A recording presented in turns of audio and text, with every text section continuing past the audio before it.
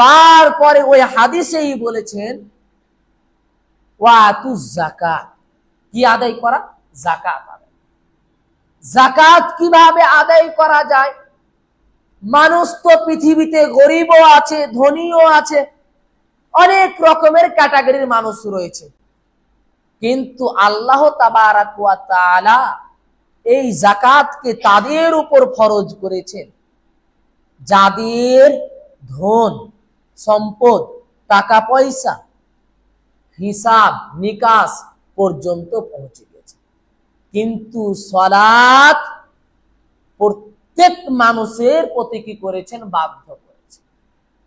যেমনটি একটি হাদিসের মাফহুমে আমি তরজমা করছি, অর্থ করছি, যে আল্লাহ রাসূল সাল্লাল্লাহু আলাইহি ওয়াসাল্লামের কাছে আব্দুল্লাহ ইবনে উম্মুল মাকতুম রাদিয়াল্লাহু তাআলা, আব্দুল্লাহ ইবনে উম্মুল মাকতুম তিনি কিন্তু একজন অন্ধ সাহাবী ছিলেন। বলছেন, হে আল্লাহর নবী আকরাম সাল্লাল্লাহু আলাইহি সাল্লাম, আমি অন্ধ ব্যক্তি, আমি সালাত কি না বাড়িতে পড়বো না মসজিদে? তো আল্লাহ নবী আকরাম সাল্লাল্লাহু আলাইহি ওয়াসাল্লাম, হাদিসটি আমি মাফহুমি তরজমা করছি, তো আল্লাহ রাসূল আকরাম সাল্লাল্লাহু আলাইহি ওয়াসাল্লাম তিনাকে আদেশ দিয়ে দিয়েছিলেন যে তুমি বাড়ি। তারপরে তাকে আবার ডেকে নিলেন। ডেকে নেওয়ার পর, তুমি কি আজান শুনতে পাও? হে আব্দুল্লাহ ইবনে উম্মুল মাকতুম সাহাবীকে বলছে, তুমি কি আজান শুনতে পাও? তখন বলছে হ্যাঁ। তাহলে তোমাকে মসজিদে সালাত আদায় করতে হবে।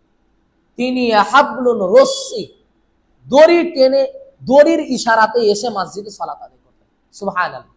আল্লাহ আমাদের চোখ দিয়েছে, বড় নিয়ামত। আল্লাহ আমাদের পা দিয়েছে, বড় নিয়ামত।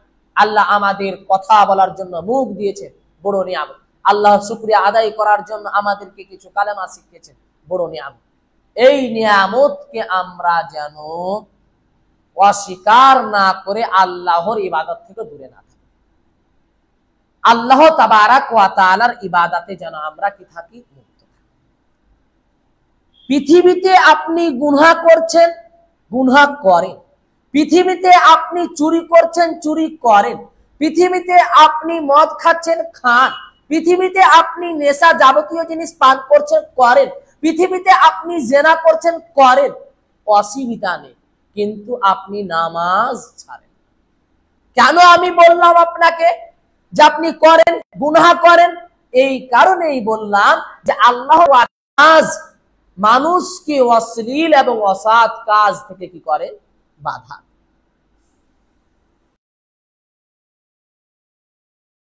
আপনার অন্তরে নাড়া দিবে যে আমি একজন মুসল্লি, আমি কষ্ট করে উযু করি, আমি কষ্ট ত্যাগ করে বাড়ি ঘরের মায়াকে ত্যাগ, আর আমি সেই গুনার সাথে সংযুক্ত থাকব। আপনার অন্তর তখন আপনাকে পাওয়া শ্রোতীয় মুসাল্লির বিরুদ্ধে। তাহলে আমাদেরকে সালাত আদায় করতে, কিভাবে সালাত আদায় করব? এইভাবে করব যে সালাত আদায় করার জন্য আমাদের যেইগুলো আল্লাহ রাসূল সাল্লাল্লাহু আলাইহি ওয়াসাল্লাম নিয়ম কানুন বলে দিয়েছেন তেমনি। যেমন ভাবে আল্লাহ রাসূল আকরাম সাল্লাল্লাহু আলাইহি ওয়াসাল্লামের একটা হাদিস আছে, সাল্লু কামা রাআইতুমুনি উসাল্লি, তোমরা সালাত আদায় করো যেমন ভাবে কি আমি সালাত আদায় করি। আল্লাহ রাসূল সাল্লাল্লাহু আলাইহি ওয়াসাল্লাম কেমন ভাবে আদায় করেন? যেমন ভাবে আল হাদিসে কি রয়েছেন, বর্ণিত হয়েছেন তেমন। এই সালাত আদায় করার জন্য আমাদের তিনটি জিনিসকে একদম উপভোগ করতে হবে, তিনটি জিনিসকে আমাদের একদম ধ্যান রাখতে হবে। যেহেতু এই তিনটি জিনিসকে সালাতকে ভাগ করা হয়েছে, সালাত এক, আর তিনটি জিনিস এই সালাতকে কি করেছেন? ভাগ করেছেন। যেমনটা নবী হুরায়রা রাদিয়াল্লাহু তাআলা আনহু قال قال رسول الله صلى الله عليه وسلم الصلاة ثلاثة وصلاة الطهور ثلث ركوع ثلث سجود فمن أدى بحقها قبلت منه سائر عمله। আবু হুরায়রা রাদিয়াল্লাহু তাআলা আনহু থেকে বর্ণিত, তিনি বলেন যে রাসূলুল্লাহ সাল্লাল্লাহু আলাইহি ওয়াসাল্লাম বলেছেন যে সালাতকে তিন ভাবে বিভক্ত করা হয়েছে। এক তুহুর। এক তুহুর, তুহুর কাকে বলে? উযুকে। আমরা যে উযু করি তাকে তুহুর বলে, উযু বলে। যদি আপনার এই উযু সঠিকভাবে শুদ্ধভাবে আল্লাহর নবী বলা অনুযায়ী যদি আমল হয়ে থাকে, উযু করে থাকেন, তাহলে আপনি সালাতের 3 ভাগের 1 ভাগ সব পেয়ে যাবেন। সুবহানাল্লাহ। আল্লাহ তাবারাক ওয়া তাআলা যেন আমাদেরকে সুন্দরভাবে উযু করার তৌফিক দান করেন। আমিন। 2 সুলুসুন রুকু। রুকু এক, দ্বিতীয় ভাগ হচ্ছে রুকুর মাধ্যমে। যদি আপনার রুকু শুদ্ধভাবে হয় তাহলে আপনার সালাত শুদ্ধ। আল্লাহ রাসূল সাল্লাল্লাহু আলাইহি ওয়াসাল্লামের আরেকটি হাদিস আছে যে আল্লাহ রাসূল সাল্লাল্লাহু আলাইহি ওয়াসাল্লাম বলেছেন যে চোর তো আমরা এমনিতেই জানি, চোর মানুষ যে চুরি করে, কাউরের মাল চুরি করে নিল, টাকা পয়সা চুরি করে নিল, ছেলে চুরি করে নিল, আরো কোনো কিছু সামান চুরি করে নিল, তাকে আমরা চোর জানি। কিন্তু নামাজের চোর ভাষা হাদিসের মধ্যে ইউজ হয়েছে। সেটা হচ্ছে তাকে চোর বলা হয়েছে যে রুকু সাজদাতে চুরি করে। রুকু সাজদাতে চুরি করে মানে একদম রুকু গেলেন উঠলেন, যেমন ভাবে স্প্রিং আমরা বুঝেন, কোনো বাল্বে বা আর কোনো কিছু যাবতীয় জিনিসে একটা স্প্রিং সেট করা থাকে। স্প্রিং যখন ছাড়া থাকে তখন সেম টু ভাবে এইভাবে থাকে, আর যেমনই তাকে দাবন দেওয়া হয় তেমনই এইরকম হয়ে যায়। তেমনি ভাবে আমরা রুকু করি, রুকুতে এলাম, জড়ো হলাম, আবার উঠে একদম দূরত্ব ছাড়তেই মতন যেমন স্প্রিং দূরত্ব হয়ে যায়, তেমন ভাবে আমরা রুকু থেকে দূর হয়ে যাই। তো এই রুকু যদি আদায় করি তাহলে আমাদের সালাত গ্রহণযোগ্য হবে না, নয়াকারে না। 3 তৃতীয় ভাগে যেটা, সেটা হচ্ছে সুলুসুন সুজুদ। কার মাধ্যমে? সাজদার মাধ্যমে। যদি আপনার সাজদা সঠিক হয় তাহলে আপনার সমস্ত আমল কি হবে? গ্রহণযোগ্য হবে। তারপরে বলেছেন ওয়ামান রুদ্দাত আলাইহি সালাতুহু রুদ্দা আলাইহি সায়রুহু। আর যার এই কি হয়ে যাবে? বাতিল। যদি আপনার সঠিকভাবে উযু করা না হয় তাহলে আপনার সালাত বাতিল। যদি আপনার সালাত হচ্ছে মেন, সালাত যদি আপনার সঠিক না হয়, লা ইকবালু সালাতু বিগাইরি তুহুরিন, হাদিসের শব্দ আছে যে বিনা উযু করাতে সালাত কি গ্রহণযোগ্য না। তাহলে উযু নামাজের জন্য কি করতে হবে? সালাত আদায় করতে হবে। নামাজের জন্য উযু করতে হবে। 2 রুকু সাজদা ভালোভাবে করতে হবে, 3 রুকু করতে হবে, 3 সাজদা করতে হবে। যদি আমরা এগুলো করি ভালোভাবে তাহলে আমাদের সালাত গ্রহণযোগ্য আল্লাহ সুবহানাহু ওয়া তাআলার কাছে। যদি এগুলো না করি তাহলে আমাদের আল্লাহ তাবারাক ওয়া তাআলার কাছে আমাদের সালাত গ্রহণযোগ্য না। তাহলে আমার বাপজিরা, ভাইজিরা, আমরা তো সালাত আদায় করি, আমরা তো চাই জান্নাতি হতে, আমরা তো চাই যে দুনিয়ার ব্যস্ততা ফেলে রেখে আল্লাহর কাছে কিছু পেয়ে নি, কিয়ামতের দিন যেন আমরা জান্নাত হাসিল করতে পারি। যখন আমরা চাই তখন যেন আমরা সুন্দরভাবে উযু করতে পারি, সুন্দরভাবে রুকু সাজদা করতে পারি। আল্লাহ যেন তার আমাদেরকে কি করেন? তৌফিক দান করেন।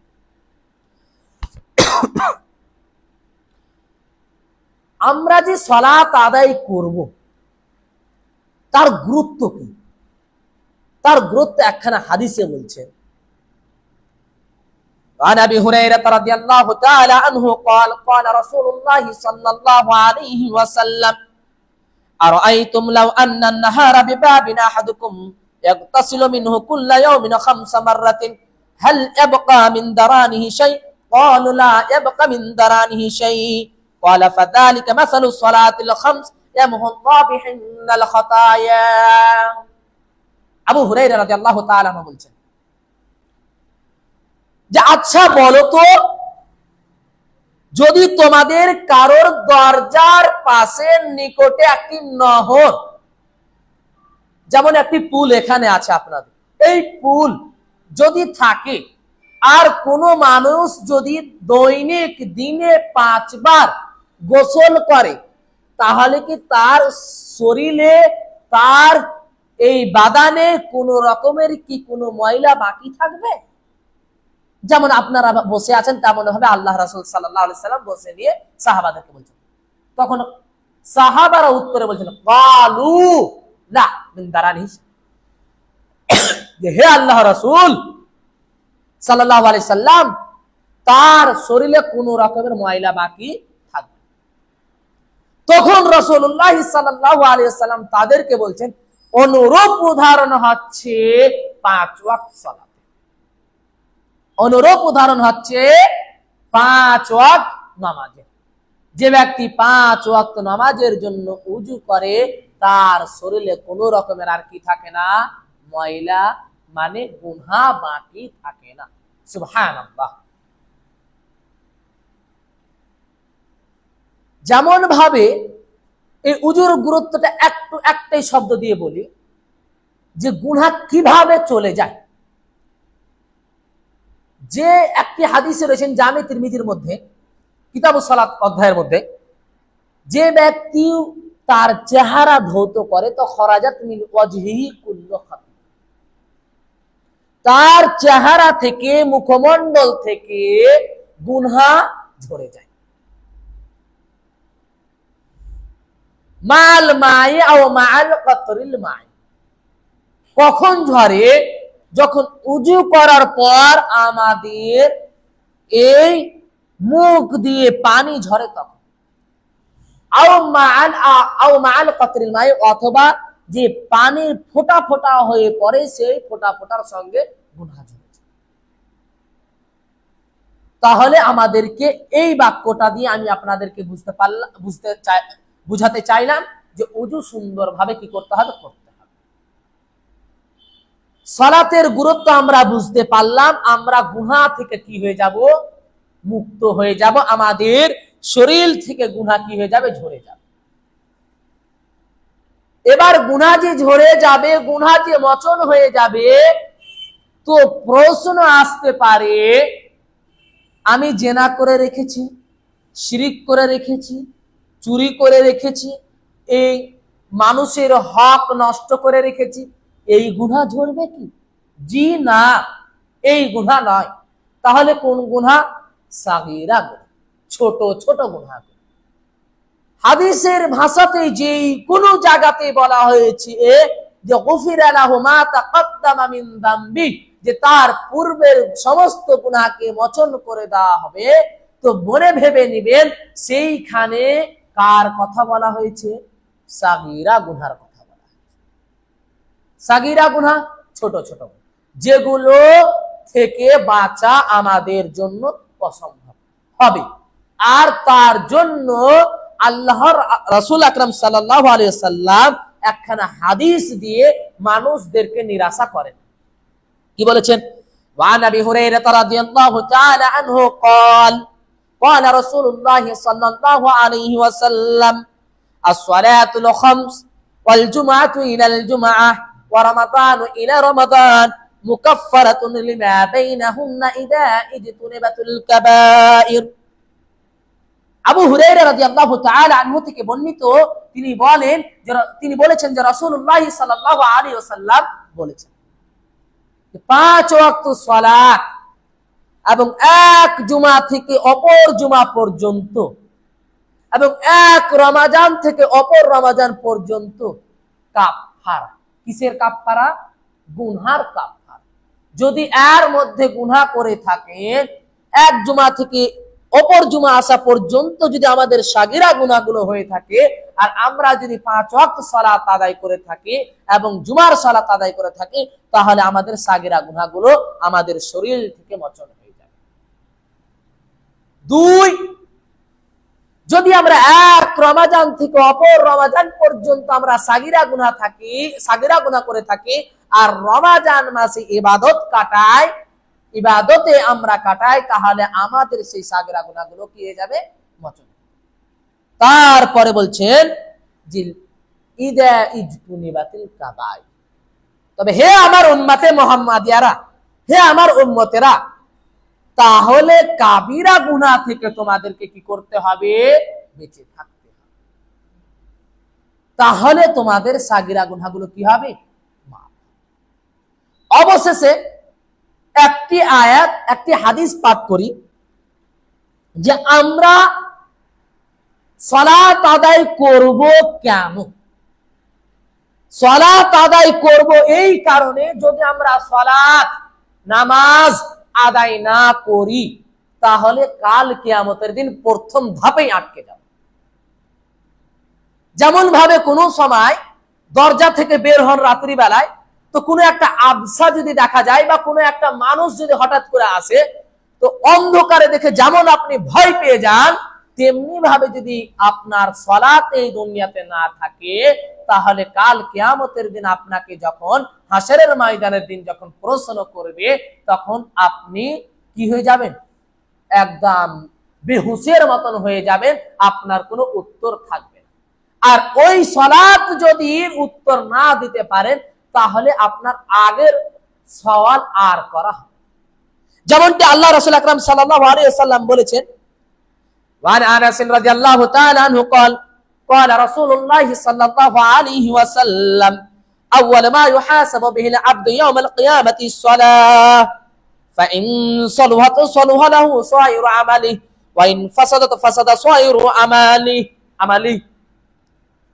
আনাস রাদিয়াল্লাহু তাআলা, আনাস বিন মালিক একজন সাহাবী, তিনি বলেন যে রাসূলুল্লাহ সাল্লাল্লাহু আলাইহি ওয়াসাল্লাম বলেছেন যে কাল কিয়ামতের দিন মানুষের বান্দাকে প্রশ্ন করা হবে কিসের ব্যাপারে?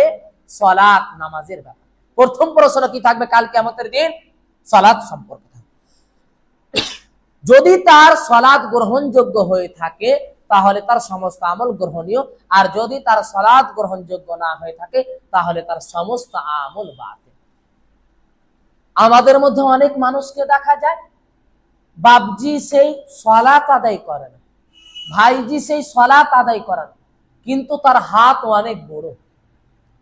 গরিব মিসকিনকে খাওয়ানো দেয়, গরিব মিসকিনকে কাপড় ধরি দেয়, গরিব মিসকিনের প্রয়োজনীয় মিটায়, নিজের মা বাপের দেখভাল করে, নিজের আত্মীয় স্বজনের দেখভাল করে, নিজের প্রতিবেশীর দেখভাল করে, কিন্তু সালাত আদায় করে।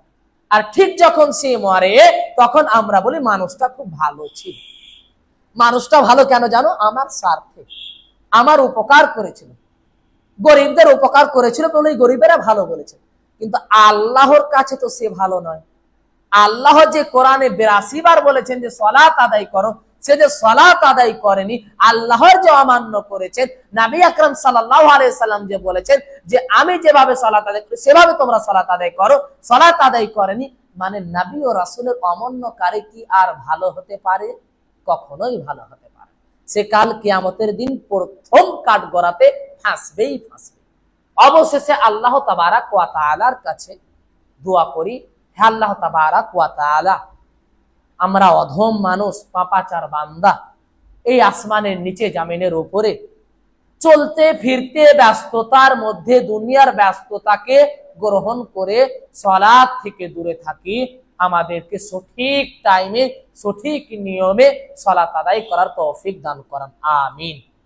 হে আল্লাহ তাবারাক ওয়া তাআলা, এই সালাত আমরা নিজে আদায় করতে পারি, নিজের পরিবারকে, নিজের আত্মীয় স্বজনকে এবং নিজের প্রতিবেশীদেরকেও যেন সালাত আদায় করার হুকুম দিতে পারি, তা আপনি আমাদেরকে ক্ষমতা দান করুন, আল্লাহ। অবশেষে আল্লাহ তাবারাক ওয়া তাআলা আমার যতটুকু আমি বললাম তার থেকে আমাকে অধিক বেশি আমল করার তৌফিক দান করুন, আমিন। আসসালামু আলাইকুম ওয়া রাহমাতুল্লাহি ওয়া বারাকাতুহু। এখন আমি আপনাদের সম্মুখে মাদ্রাসা সালাফিয়া ঘোড়ারাসের শিক্ষক হাফিজ ও কারি মুজাম্মিল হক সালাফি মুহাম্মাদি সাহেবকে ডেকে নেব, যিনার বাড়ি হচ্ছেন ঝাড়খণ্ড পাকুড় থেকে। তিনি এখন বর্তমানে আপনাদের মাদ্রাসার শিক্ষকতা করছেন।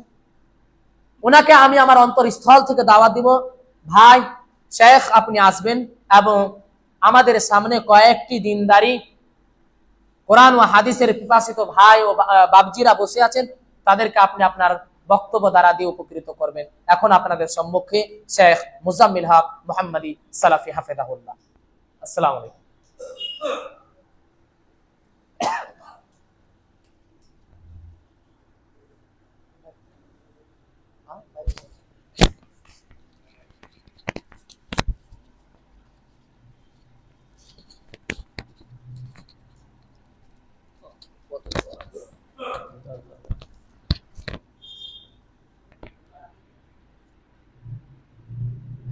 السلام عليكم ورحمة الله.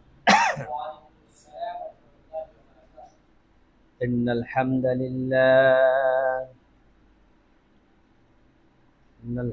لله نحمده ونستعينه ونستغفره ونعوذ بالله من شرور أنفسنا ومن سيئات أعمالنا من يهده الله فلا مضل له ومن يضلله فلا هادي له. أشهد أن لا إله إلا الله وحده لا شريك له وأشهد أن محمدا عبده ورسوله. أما بعد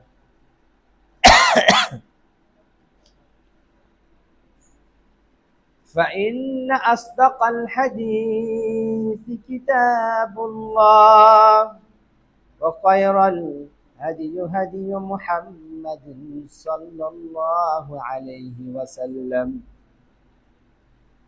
إن شر الأمور محدثاتها وكل محدثة بدعة وكل بدعة ضلالة وكل ضلالة في النار. أما بعد فأعوذ بالله من الشيطان الرجيم. يا أيها الذين آمنوا اتقوا الله حق تقاته ولا تموتن إلا وأنتم مسلمون.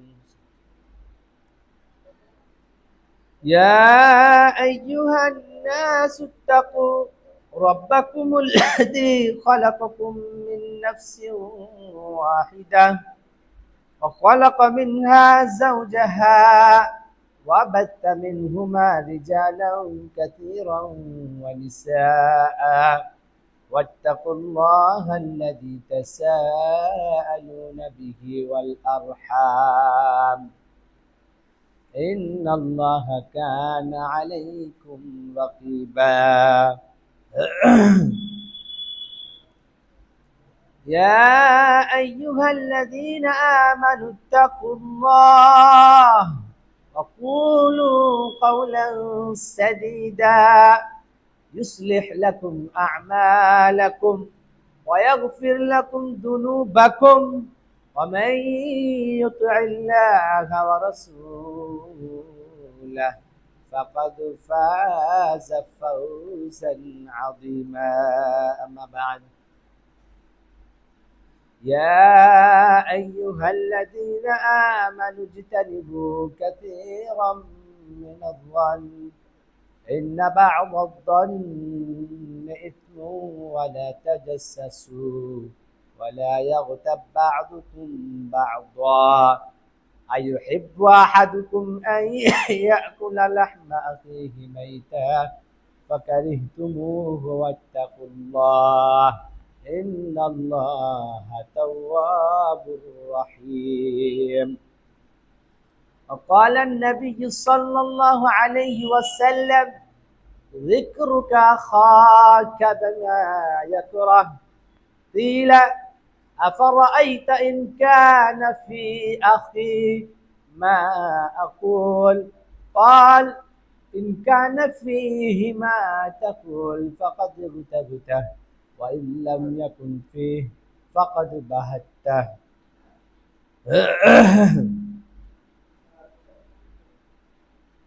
সম্মানিত শ্রদ্ধেয় ঘোড়ারস গ্রামের হাটখোলা ওয়াক্তিয়া মসজিদের মুসল্লি বৃন্দ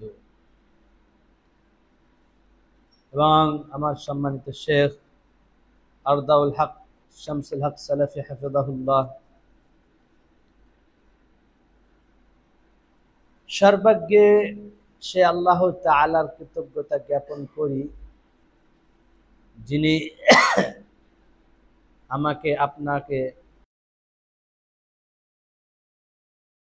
দুনিয়ার কাজ কর্ম থেকে বিরত রেখে পৃথিবীর সবচাইতে উত্তম বা উৎকৃষ্ট জায়গায় একত্রিত হওয়ার তৌফিক দিয়েছে। এটা ভাববেন হয়তো আপনি এমনি বসে চলে এসেছেন, না, মাগরিবের নামাজ পড়ি পুরো মসজিদ ভর্তি ছিল। এখন যদি আমরা যত কোটি লোক রয়েছি, যদি হয় তো হয়তো 1.5 কাটার হবে, কিন্তু তেনারা চলে গেছেন, কিন্তু আপনি আছেন। আপনি কখনোই এই হীনমন্যতায় ভুগবেন না, কাজ নাই, আমার তো কোনো বন্ধু বান্ধব নাই, বিড়িও খাই না, চাও খাই না, কারোর সঙ্গে আড্ডাও মারি না, শুধু 15 বছরের বয়সের সাথীদের বন্ধুদের স্মরণ করেন। সে কি এখন আপনার সঙ্গে আছে না নাই? তারও 2 চোখ রয়েছে, আপনারও 2 চোখ রয়েছে, ওরও 2 হাত রয়েছে, আপনারও 2 হাত রয়েছে, তো ওই নাই, আপনি আছেন।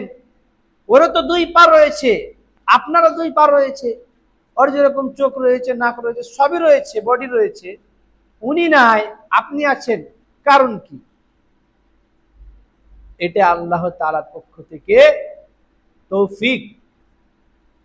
যাই হোক, আল্লাহ তাআলার এটা একটা বড় নিয়ামত আমাদের প্রতি। সর্বকে আল্লাহ তাআলার এই নিয়ামতের প্রতি, এই তৌফিকের প্রতি আমরা নিজের অন্তঃস্থল থেকে আল্লাহ তাআলার শুকরিয়া আদায় করি, জ্ঞাপন করি, বলি আলহামদুলিল্লাহ। তারপরে পরে আল্লাহ তাআলা মানুষকে পৃথিবীতে যত সৃষ্টি রয়েছে, সমস্ত সৃষ্টি থেকে সবচাইতে উত্তম সৃষ্টি হিসেবে আল্লাহ তাআলা আমাদেরকে সৃষ্টি করেছেন। আর এই উত্তম সৃষ্টি করে ছেড়েই দিয়েছেন না। উদাহরণ দিলে বুঝতে পারবেন, আমাদের ইউপির মাদ্রাসাগুলো, মোহাম্মদিয়ার, তারপর মুম্বাই মহারাষ্ট্রের যেগুলো মাদ্রাসা রয়েছে, ওগুলো মাদ্রাসায় ফারেগ হয়ে গেলে তালিব ইলম ছাত্র এখন কি করবে, মাদ্রাসার কর্তৃপক্ষ আর কোনো দায়িত্বের নেই না। কিন্তু আমাদের ঘোড়ারাস সালাফিয়া এমন একটা ওয়াহিদ, একটি মাদ্রাসা, যে মাদ্রাসার ছাত্ররা এখান থেকে ফারেগ হয়ে যাওয়ার পরেও যেরকম বাবা মার একটা ছেলের প্রতি যেরকম রাত দিন চিন্তা ভাবনা থাকে মরা পর্যন্ত, যে আমার ছেলে কিভাবে মানুষ হবে, কিভাবে পড়াশোনা করবে, বড় হয়ে কি করবে, বিয়ে হয়ে কিভাবে স্ত্রীকে খাওয়াবে, যেরকম একটা বাবা মায়ের চিন্তা লেগে থাকে না, যেই বাবা মার চিন্তায় লেগে থাকে না, ও বাবা মাই নয়, ও মানুষের উপর একটা পশু, যে সন্তানের প্রতি এরকম চিন্তা ভাবনা যা দূর হয়ে থাকে। তো বলছিলাম, আমাদের ঘোড়ারস মাদ্রাসা, আলহামদুলিল্লাহ, এই মাদ্রাসা কিছুই নাই, এটা আপনাদেরই দোয়া, আপনাদেরই পরিশ্রম, স্নেহ ভালোবাসার জন্য এই মাদ্রাসা টিকে রয়েছে। এই মাদ্রাসার আমরা ফারেগ হয়ে যাওয়ার পর আমাদেরকে মাদ্রাসার যে কমিটি, শিক্ষকরা, এরা আমাদেরকে এমনি ছেড়ে দেন না। এনারাও চায় যে আমাদেরকে সবচাইতে উত্তম জায়গায় সিলেক্ট করার, যাতে করে সমাজের দাওয়াতি কাজ করতে পারে। তো ঘোড়ারস মাদ্রাসা ছাত্র ফারেগ করে দেওয়ার পর ছেড়ে দেন না, আপ্রাণ চেষ্টা করে ওকে কোনো ভালো কাজে লাগিয়ে দেওয়া।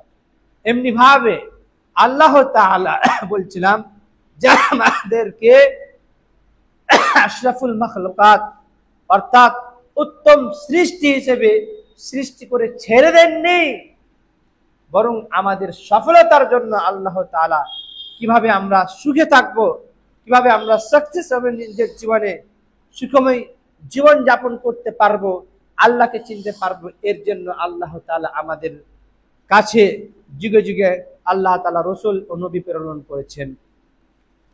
সেই রসুল ও নবীদের মধ্যে আমাদের শেষ নবী মুহাম্মদ সাল্লাল্লাহু আলাইহি ওয়াসাল্লাম, যিনি তেনার 23 বছরের প্রত্যেকটি সেকেন্ডকে, ঘন্টার কথা বলছি না, মিনিটের কথা বলছি না, প্রত্যেকটি সেকেন্ড শুধু আপনার আমার সফলতার জন্য ব্যয় করেছেন, নিজের স্বার্থে নয়।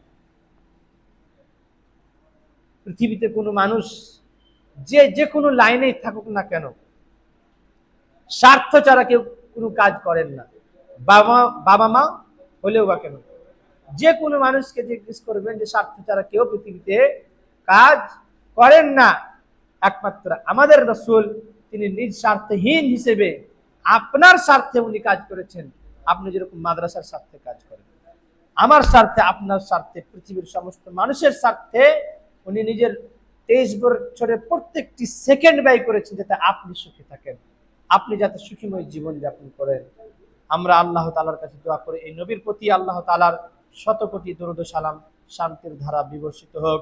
আল্লাহুম্মা সাল্লি আলাইহি, আল্লাহুম্মা বারিক আলাইহি। প্রিয় সুধী, আপনাদের সামনে পবিত্র কোরআন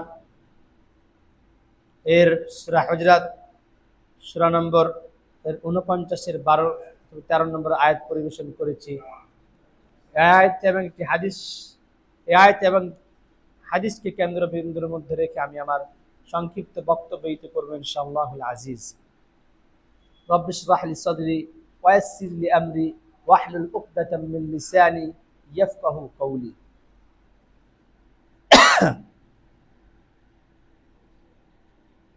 আমার বলতেই হবে যে জিনিসগুলো আমরা এখানে যে একত্রিত, আমাদেরকে ঠিক করতে হবে, ঠিক করতে হবে। তার কারণ আপনার এখানে বসা না বসা কে এটা কার উপরে নির্ভর করে? আপনার নিয়তের উপরে নির্ভর করে। এই জন্য আল্লাহ রাসূল সাল্লাল্লাহু আলাইহি ওয়াসাল্লাম বলেছেন, বুখারীর প্রথম হাদিস, ইন্নামাল আ'মালু বিন্নিয়াত, নিশ্চয় সমস্ত আমল নির্ভর করে কিসের উপরে? নিয়তের উপরে নির্ভর করে। আপনি মাদ্রাসায় 100 টাকা দিলেন, কোন নিয়তের উপরে, কি নিয়তে দিলেন কিংবা দিলেন না, কি নিয়তে দিলেন না, সবকিছু নাকি দেওয়া না দেওয়া নির্ভর করে কিসের উপরে? নিয়তের উপরে নির্ভর করে। নিয়তের কি গুরুত্ব একটি উদাহরণ দিলে বুঝতে পারবেন। আমাদের এই মাদ্রাসার লাইনে উঠা বসা, একটা আলেম ওর 8 বছর থেকে নেন 50 বছর একটা আলেম, খাবারটা এখন সুন্দর হয়েছে মাদ্রাসার, কিন্তু আপনি 10 বছরের আগের দিকে যদি আপনি ফিরে যান, আমরা খেয়েছি, আমি নিজের কথা বলবো না, শেখরা রয়েছে, শেখরা জানেন, আমরা মানসুরাতে পড়া করতাম মালিগাঁওয়ে, ওখানে একটা শিক্ষক রয়েছে দুক্তুর নূহ বলে নাম। উনি বলছিলেন যে আমরা যখন কিষানগঞ্জে যখন পড়াশোনা করতাম, তো পরিষ্কার দেখতে পেতাম যে ভাতের মধ্যে পোকা কিলকিল কিলকিল কিলকিল করছে। খোদার তাড়নায় আমরা এই ভাত খেয়ে আমরা কি করেছি? পড়াশোনা করেছি, জীবন যাপন করেছি। এবার ভাববেন যে হয়তো একদিন খেয়েছেন, দুদিন খেয়েছেন, না, উনি ওই মাদ্রাসাতে উনি 8 বছর কাটিয়েছেন।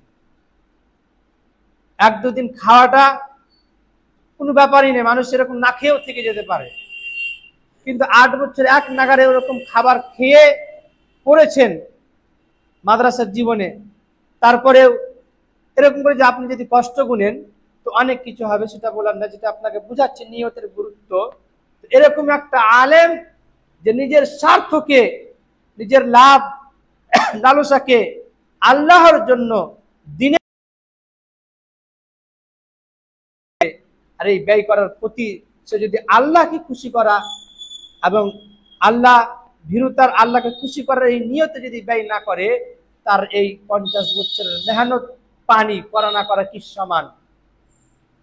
উনি এই 50 বছর মেহনত করলেন, দুনিয়ার কি যে ত্যাগ করলেন, নিজের মোহ লালসা কামনা বাসনাকে যে ত্যাগ করে যে শুধু দিনের খাতিরে নিজের সময়কে ব্যয় করেছেন, এত কিছু সময়কে, এত কিছু কষ্টর প্রতি নেকি দেওয়া না দেওয়াটা কিসের প্রতি নির্ভর করবে? নিয়তের উপরে নির্ভর করবে। ইন্নামাল আমালু বিনিয়াত ওয়া ইন্নামা লিকুল্লি ইমরিইম মা নাওয়া ফামান কানাত হিজরাতুহু ইলাল্লাহি ওয়া রাসূলিহি ফাহিজরাতুহু ইলাল্লাহি ওয়া রাসূলিহি। আপনি এই যে দোকান বাগানকে ত্যাগ করে, বাড়ি ঘরের কাজকর্মকে ত্যাগ করে যে এখানে যে বসেছেন কিছু দিনই কথা শোনার জন্য, তা আপনার এই বসা, এই ত্যাগ করা, প্রতিনিয়ত নেকি দেওয়া হবে না দেওয়া হবে, এটা নির্ভর করে কিসের উপর? আপনার নিয়তের উপরে। তাই সর্বপ্রথম আমরা ফের আবার নিয়ত করি যে আল্লাহ তাআলা যে নিয়তে এসেছিলাম সেটা উদ্দেশ্যে আল্লাহ আমরা এখানে বসেছি, আল্লাহ তুমি আমাদের কিছু শেখার তৌফিক প্রদান করুন, আমিন। তো শিক্ষণীয় বিষয় একটা জিনিস শিখে নেন, তারপর ইনশাআল্লাহ আগে বাড়বো। বুখারীর শেষ হাদিস, যেখানে ইমাম বুখারী একটা জিনিস শিখিয়ে হাদিস শেষ করেছেন, যেখানে বলেছেন কালিমাতানে হাবিবাতানে ইলার রহমান তাকিলাতানে ফিল মিজান খাফিফাতানে আলাল লিসান সুবহানাল্লাহি ওয়া বিহামদিহি সুবহানাল্লাহিল আযীম। যে দুইটি এমন কালেমা রয়েছে, এই কালেমা দুটি আল্লাহ তাআলার কাছে অতীব প্রিয়। হাবিবাতান ইলার রহমান, খুবই ভালোবাসে এই দুইটি কালেমাকে। কি হবে তাহলে? ভারী হবে, আল্লাহর কাছে প্রিয় এবং ডালাবাত করা ভারী। এর মানে কি উচ্চারণ করতেও ভারী হবে না? উচ্চারণ করতে ভারী নয়। খাফিফাতান আলাল লিসান, পড়তে প্রচুর হালকা। এক, আল্লাহ তাআলার কাছে প্রিয়। দ্বিতীয়, ডালাভাত করে সব থেকে ভারী, এর নেকির ওজন। তৃতীয়, আপনি যদি পাঠ করেন তো সব থেকে কি এটা? হালকা জিনিস। কালেমা দুটি হলো সুবহানাল্লাহি ওয়া বিহামদিহি সুবহানাল্লাহিল আযীম। আজকে আমরা এই দাওয়াতি প্রোগ্রাম থেকে কিছু শিখে যাই না যাই, কমসে কম আল্লাহ তাআলার এই প্রিয় কালেমা দুটি শিখে যাব ইনশাআল্লাহ। সুবহানাল্লাহি ওয়া বিহামদিহি সুবহানাল্লাহিল আযীম।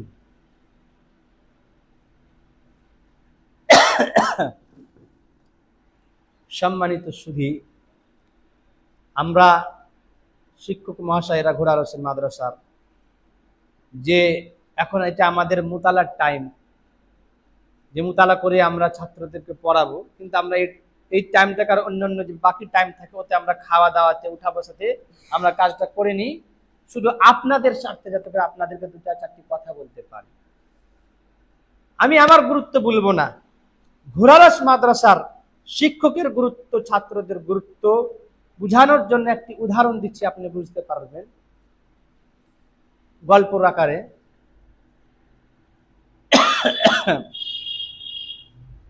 যাক, রাজা ছিল আর রানী ছিল। রাজার মেয়েরা কত সুন্দর হয় এটা আমাদের সকলে জানি, বয়স্ক মানুষ, আর কিছু খুলে বলবো না আমি। তো সেই রাজার বাড়িতে একটি রাখাল কাজ করত। বাড়িতে শুধু রাজার মেয়েই ছিল, বাদ বাকি কেউ থাকতো না, ছেলে পেলে ছিল না, শুধু একটা মেয়েই ছিল। আর বাড়ির যে কাজকর্ম যত কিছু দেখাশোনা রাখাল করত। তো রাজার মেয়ে যুবতী হয়েছে, আর এদিকে রাখালও যুবক রয়েছে, ভরা যৌবন সকলেরই রয়েছে। দিনের দিন রাজার সেই যুবতী মেয়ে অন্য কোনো পুরুষকে দেখতে না পেয়ে এই রাখালকেই দেখতে পেত, যার কারণে সে কি হয়েছে, এর প্রতি আকৃষ্ট হয়ে যায়। রাখাল কিন্তু এগুলো কিছু বুঝে না, রাজার মেয়েই বুঝে যে রাজার মেয়ে সে রাখালের প্রেমে পড়েছে, এটা রাজার মেয়েই জানে, রাখাল এই সমস্ত কিছু বুঝে না। একদিন সুযোগ, রাজা এবং রানী কোনো এক জায়গায় কি করতে গেছে, বেড়াতে গিয়েছে, বাড়িতে কেউ নেই, শুধু ওই মেয়ে রয়েছে আর রাখাল রয়েছে। সন্ধ্যাবেলায় ওই মেয়ে রাজার সেই মহল থেকে নেমে এসে রাখালের যে গোয়াল যেখানে রাখাল শুয়ে থাকে ওখানে এসে এবার সে রাখালকে নিজের প্রেম নিবেদন করছে। রাখালকে একবার উঠাচ্ছে, তো রাখাল একবার এদিকে হচ্ছে, একবার এদিকে হচ্ছে, পুরো রাত চেষ্টা করলো রাজার এই মেয়ে, কিন্তু রাখাল সে মেয়েকে কোনো টের পর্যন্ত দিল না, হাওয়া পর্যন্ত দিল না, কিছুই হলো না। লাস্টে এই মেয়ে কি হার মেনে সে কি আবার নিজের বাসায় ফিরে যায়। তা আমি বলবো যে এই রাখালের থেকে, যে টকবকে যুবক যে রাখাল, এর থেকে বড় অসহায় আর কে হতে পারে যে এরকম একটা অফার পাওয়ার পরেও ছেড়ে দিল। আমি আসলে গল্প বলার উদ্দেশ্য না, এরকম এ রাখালের চাইতেও, রাজার মেয়ের চাইতেও আমাদের মাদ্রাসার শিক্ষকরা এসে যে আপনাদেরকে যে কোরআন হাদিসের যে কথাগুলো বলছে, এই কথা রাজার মেয়ের থেকে কোটি কোটি গুণে কি দামি কথা। এরকম দামি কথা শোনার পরেও যারা আমল করতে পারে না, যারা একে অবলম্বন করতে পারে না, তারা এ রাখালের চাইতেও বেশি কি বলে সফলহীন ব্যক্তি। যাই হোক, আমরা আমাদের ঘোড়ারস মাদ্রাসার শিক্ষককে কি করবে, আমরা আপ্যায়ন ও তাদেরকে মূল্য দেওয়ার চেষ্টা করবো। আল্লাহ তাআলা আমাদেরকে যেন ঘোড়ারস মাদ্রাসার শিক্ষককে এবং তেনারা যে সমস্ত বাণী আমাদের কাছে উপস্থাপন করে এগুলোকে যেন গুরুত্ব দেওয়ার সাথে সাথে যদি আমল করার তৌফিক প্রদান করে, আমিন। যে বিষয়টা আপনাদের সামনে আমি উপস্থাপন করব বলে মনস্থির করেছি, সেটি হলো, যেটি এমন একটি বিষয় যে পৃথিবীর কোনো এমন স্তরের মানুষ নাই যে এই বিষয়টি সঙ্গে জড়িত না। বিষয়টি কি কোনো নেকি না গুনাহের কাজ? গুনাহের কাজ, এটা নেকের কোনো কাজ নয়। তো এটি এমন একটি গুনাহ, পৃথিবীর আপনি যে কোনো স্তরে যাবেন, প্রত্যেকটি স্তরের মানুষের মধ্যে আপনি এই গুনাহটি পাবেন। আপনি মূর্খ মানুষের স্তরে যান, তারাও এই গুনাহের মধ্যে জড়িত রয়েছে। শিক্ষিত মানুষের স্তরে যান, তারাও এই গুনাহের মধ্যে জড়িত রয়েছে। আপনি এমনি ভাবে ডাক্তারি ফিল্ডে যান, ওনারাও রয়েছে। পলিটিক্স ফিল্ডে যান, ওনারাও রয়েছে। মহিলাদের কাছে যান, ওনারাও রয়েছে, পুরুষরাও রয়েছে। কিসই বিষয়টা এমনকি বড় আশ্চর্যের বিষয়, তো আমরা শিক্ষক তালিবিল উলামায়ে এই গুনাহের মধ্যে লিপ্ত রয়েছে। আশ্চর্যজনক বিষয়। চলাচল একটি উদাহরণ আপনাকে দিলে বুঝতে পারবেন যে গীবত কাকে বলা হয়। মনে করেন আরো কয়েকটি সাথী রয়েছে, গ্রামে কিন্তু ছেলেটার নাম পুরো ছড়িয়ে আছে যে এই ছেলে 5 ওয়াক্তের পাক্কা সাচ্চা কি নামাজি, কোনোদিন খারাপ আড্ডায় বসে না, খারাপ কাজকর্ম করে না, সব সময় নামাজ পড়াশোনাতে লেগে থাকে। একটা রিপোর্ট কেউ দিতে পারবে না গ্রামের লোক যে ছেলেটা কোনোদিন খারাপ কাজ করেছে। ছেলের বয়স হয়েছে, কোন এক জায়গা কাজ করতে গেছে রাজমিস্ত্রির, বন্ধুদের সাথে গ্রামে নাম ছড়িয়ে আছে যে ভালো ছেলে। ওখানে গিয়ে বাই মিস্টেকলি, এই জন্য তো আল্লাহ রাসূল সাল্লাল্লাহু আলাইহি ওয়াসাল্লাম বলেছেন যে কুল্লু বানি আদম খাতা, প্রত্যেক আদম সন্তানে কি মিস্টেক কার, যে প্রত্যেক আদম সন্তানের মধ্যে কিছু কিছু মিস্টেক হয়। কাজে গেছে, ঘটনাক্রমে বেচারি মানে ভুলে ও কাজের জায়গায় ঠিকাদারের মেয়ের সঙ্গে আর কি একটু এরকম কাজ হয়ে গেছে, যেগুলো কাজ সমাজের লোক পছন্দ করে না এবং ইসলামও যে কাজকে সমর্থন করে না। ওইখানে কাজটা আবার ঘটেছে কাজের জায়গায়। এবার যে ছেলের নাম পুরো রেকর্ড রয়েছে, যে একটা রেকর্ড দিতে পারবে না, জিনা ব্যভিচার তো দূরের কথা, চায়ের আড্ডায় পর্যন্ত বসেন এরকম রেকর্ড নাই। ওরকম একটা ছেলের কি বলে বাইরে গিয়ে এরকম একটা কাজ হয়ে গেছে, কাজ হয়ে গেছে। গ্রামে এসে এবার চার দোকানে কিংবা ক্লাবে তার বন্ধুরা যদি ওর এই কথাকে যদি অন্য মানুষের সামনে যদি উপস্থাপন করে যারা জানে না, এই আব্দুল গাফফার কি পছন্দ করবে যে বলো? ওকে খারাপ লাগবে কি লাগবে না? অবশ্যই লাগবে। এই খারাপ লাগাটাকে কি বলা হয়? গীবত বলা হয়। তা আসুন আমরা আল্লাহ রসুলের মুখের ভাষায় গীবত কাকে বলা হয় জেনে নিই। আল্লাহ রসুল সাল্লাল্লাহু আলাইহি ওয়াসাল্লাম বলছেন, যিকরুকা আখাকা বিমা ইয়াকরাহ, তোমার ভাই সম্পর্কে তোমার বন্ধু বান্ধবদের সামনে, গ্রামবাসীদের সামনে, মানুষের সামনে এমন কিছু কথাবার্তা উপস্থাপন করা যে কথাকে সে বলতে পছন্দ করে না। আব্দুল গাফফারের বাইরে ওই কাজ হয়েছে, আব্দুল গাফফার চায় না যে গ্রামে এই কথা মানুষের সামনে বলে বেড়াক। তো যিকরুকা আখাকা বিমা ইয়াকরাহ, আপনি আপনার ভাইয়ের সম্পর্কে এমন কথা গ্রামের লোককে কিংবা আপনার বন্ধু বান্ধবদেরকে বলছেন যে কথাকে সে বলতে পছন্দ করে না, একেই গীবত বলা হয়। তারপর কেইলা আল্লাহ রসুলকে প্রশ্ন করা হলো, আফারাইতা ইন কানা ফি আখি মা আকুল, আমার ভাইয়ের মধ্যে যদি সেই দোষটা যদি থাকে তারপরেও যদি আমি বলি, এটা কি গীবত হবে? কোথায় এটা? তাহলে এ ব্যাপারে আপনি কি বলবেন? আব্দুল গাফফার কাজটা করেছে বলে আমি বলছি। তা আল্লাহ রাসূল সাল্লাল্লাহু আলাইহি ওয়াসাল্লাম বলছেন, ইন কানা ফিহি মা তাকুল ফাকাদ ইবতাহ, যে হ্যাঁ ওই দোষটা, ওই গুণটা আপনি যদি আপনার ভাই, যদি তোমার ভাইয়ের মধ্যে থাকে দোষটা যেটা তুমি বর্ণনা করছো, তাহলে এটাকে তুমি কি করলে? ফাকাদ ইবতাহ, তুমি কি করলে? তার গীবত করলে। ওয়া ইল্লাম ইয়াকুন ফিহি, এবং তার মধ্যে যদি তোমার মধ্যে যদি এই গুণটা না থাকে, সে কোনো কাজ করেও নি, তারপরেও আপনি কি করেন? লাগিয়ে দেন। তাকে কি বলা হয়? ফাকাদ বাহাত্তা, আপনি অপবাদ লাগালেন। এগুলা কাজ বেশি বিবাহর ব্যাপারে হয়।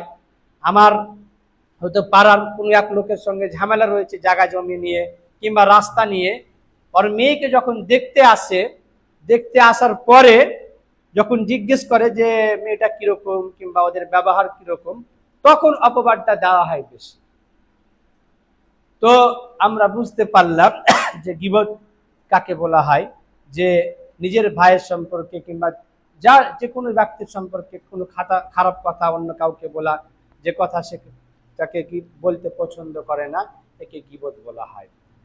এখন আমাদের শেখরা এসছেন, বাস এক দুটি হাদিস বলে ইনশাআল্লাহ শেষ করে দিব। তো যে সমস্ত ব্যক্তিরা এই কাজের মধ্যে, এই গুনাহের মধ্যে লিপ্ত রয়েছে, তারা পৃথিবীতেও শাস্তি পায়, কবরেও শাস্তি পায়, আখিরাতেও শাস্তি পায়, এই গুনাহের মধ্যে যারা লিপ্ত রয়েছে। কিন্তু শিরকের গুনাহ সম্পর্কে বলা হয়েছে যে আল্লাহ তাআলা মাফ করবেন না, এদের মুশরিক, আখিরাতের ক্লিয়ার করা আছে। কিন্তু গীবত এমন একটি গুনাহ যার শাস্তি দুনিয়া কবর তিন জায়গাতেই পাওয়া যায়। এবার ভাববেন যে দুনিয়াতে কিভাবে পাওয়া যায়? আল্লাহ তাআলা বলেছেন সূরা নূর, ইন্নাল্লাযীনা ইউহিব্বুনা আন তাশিআল ফাহিশাতু ফিল্লাযীনা আমানু লাহুম আযাবুন আলীমুন ফিদ দুনিয়া ওয়াল আখিরাহ। এই আয়াতকে যদি খুলে মুলে বলা হয় তো অনেক সময় লাগবে। তো যাই হোক, আমি আর বেশি ক্লিয়ার করতে গেলাম না, লাস্ট একটা হাদিস বলে শেষ করে দিচ্ছি যে যারা গীবত করে আখিরাতে তাদের কি ক্ষতি রয়েছে। আল্লাহ রাসূল সাল্লাল্লাহু আলাইহি ওয়াসাল্লামকে মেরাজে নিয়ে যাওয়া হয়। আল্লাহ রাসূল সাল্লাল্লাহু আলাইহি ওয়াসাল্লাম বলছেন, মারারতু বিকওমিন, যে আমি এমন একটি সম্প্রদায়ের পাশ দিয়ে আমি অতিক্রম করলাম, লাহুম আযফারুম মিন নুহাসিন, যাদের এই নখগুলো ছিল কিসের? তাম্বার ছিল। ইয়াখমিসুনা উজুহাহুম ওয়াসদমে, তারা নিজেদের চেহারা কি করছিল? কেনুসছিল, এমনি ভাবে বুক কেনুসছিল।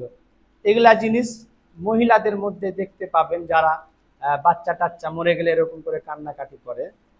তো ওই জায়গায় দেখছে এই সমস্ত ব্যক্তিরা সেই তাম্বার নখ দিয়ে নিজেদের চেহারাকে কি করছে? নুসছে এবং সিনাকে বুক চিরছে। তারপর আল্লাহ রাসূল সাল্লাল্লাহু আলাইহি সাল্লাম জিজ্ঞেস করলেন, মান হাউলাই ইয়া জিবরিল, এ জিবরিল এরা কারা? আল্লাহ রাসূল সাল্লাল্লাহু আলাইহি ওয়াসাল্লাম বললেন, জিবরিল আলাইহিস সালাম বললেন, হাউলাই আল্লাযীনা ইয়াকুলুনা লুহুমান নাস ওয়া ইয়াকউনা ফি আ'রাদিহিম, যে এরা হচ্ছে ওই সমস্ত ব্যক্তি যারা কি করত? মানুষদের গোশত খেত। গোশত খেত বলতে মানুষদের কথা সাহস থাকতো না সামনে বলার, পার্সালে গিয়ে কি করতে? মানুষের কথা লাগা, তার কথা গীবত করত, এমন কথা বলতো কোন ব্যক্তির ব্যাপারে যে কথা সেই ব্যক্তি বলাকে পছন্দ করতো না। ওয়ায়াকাউনা ফি আ'রাদিহিম,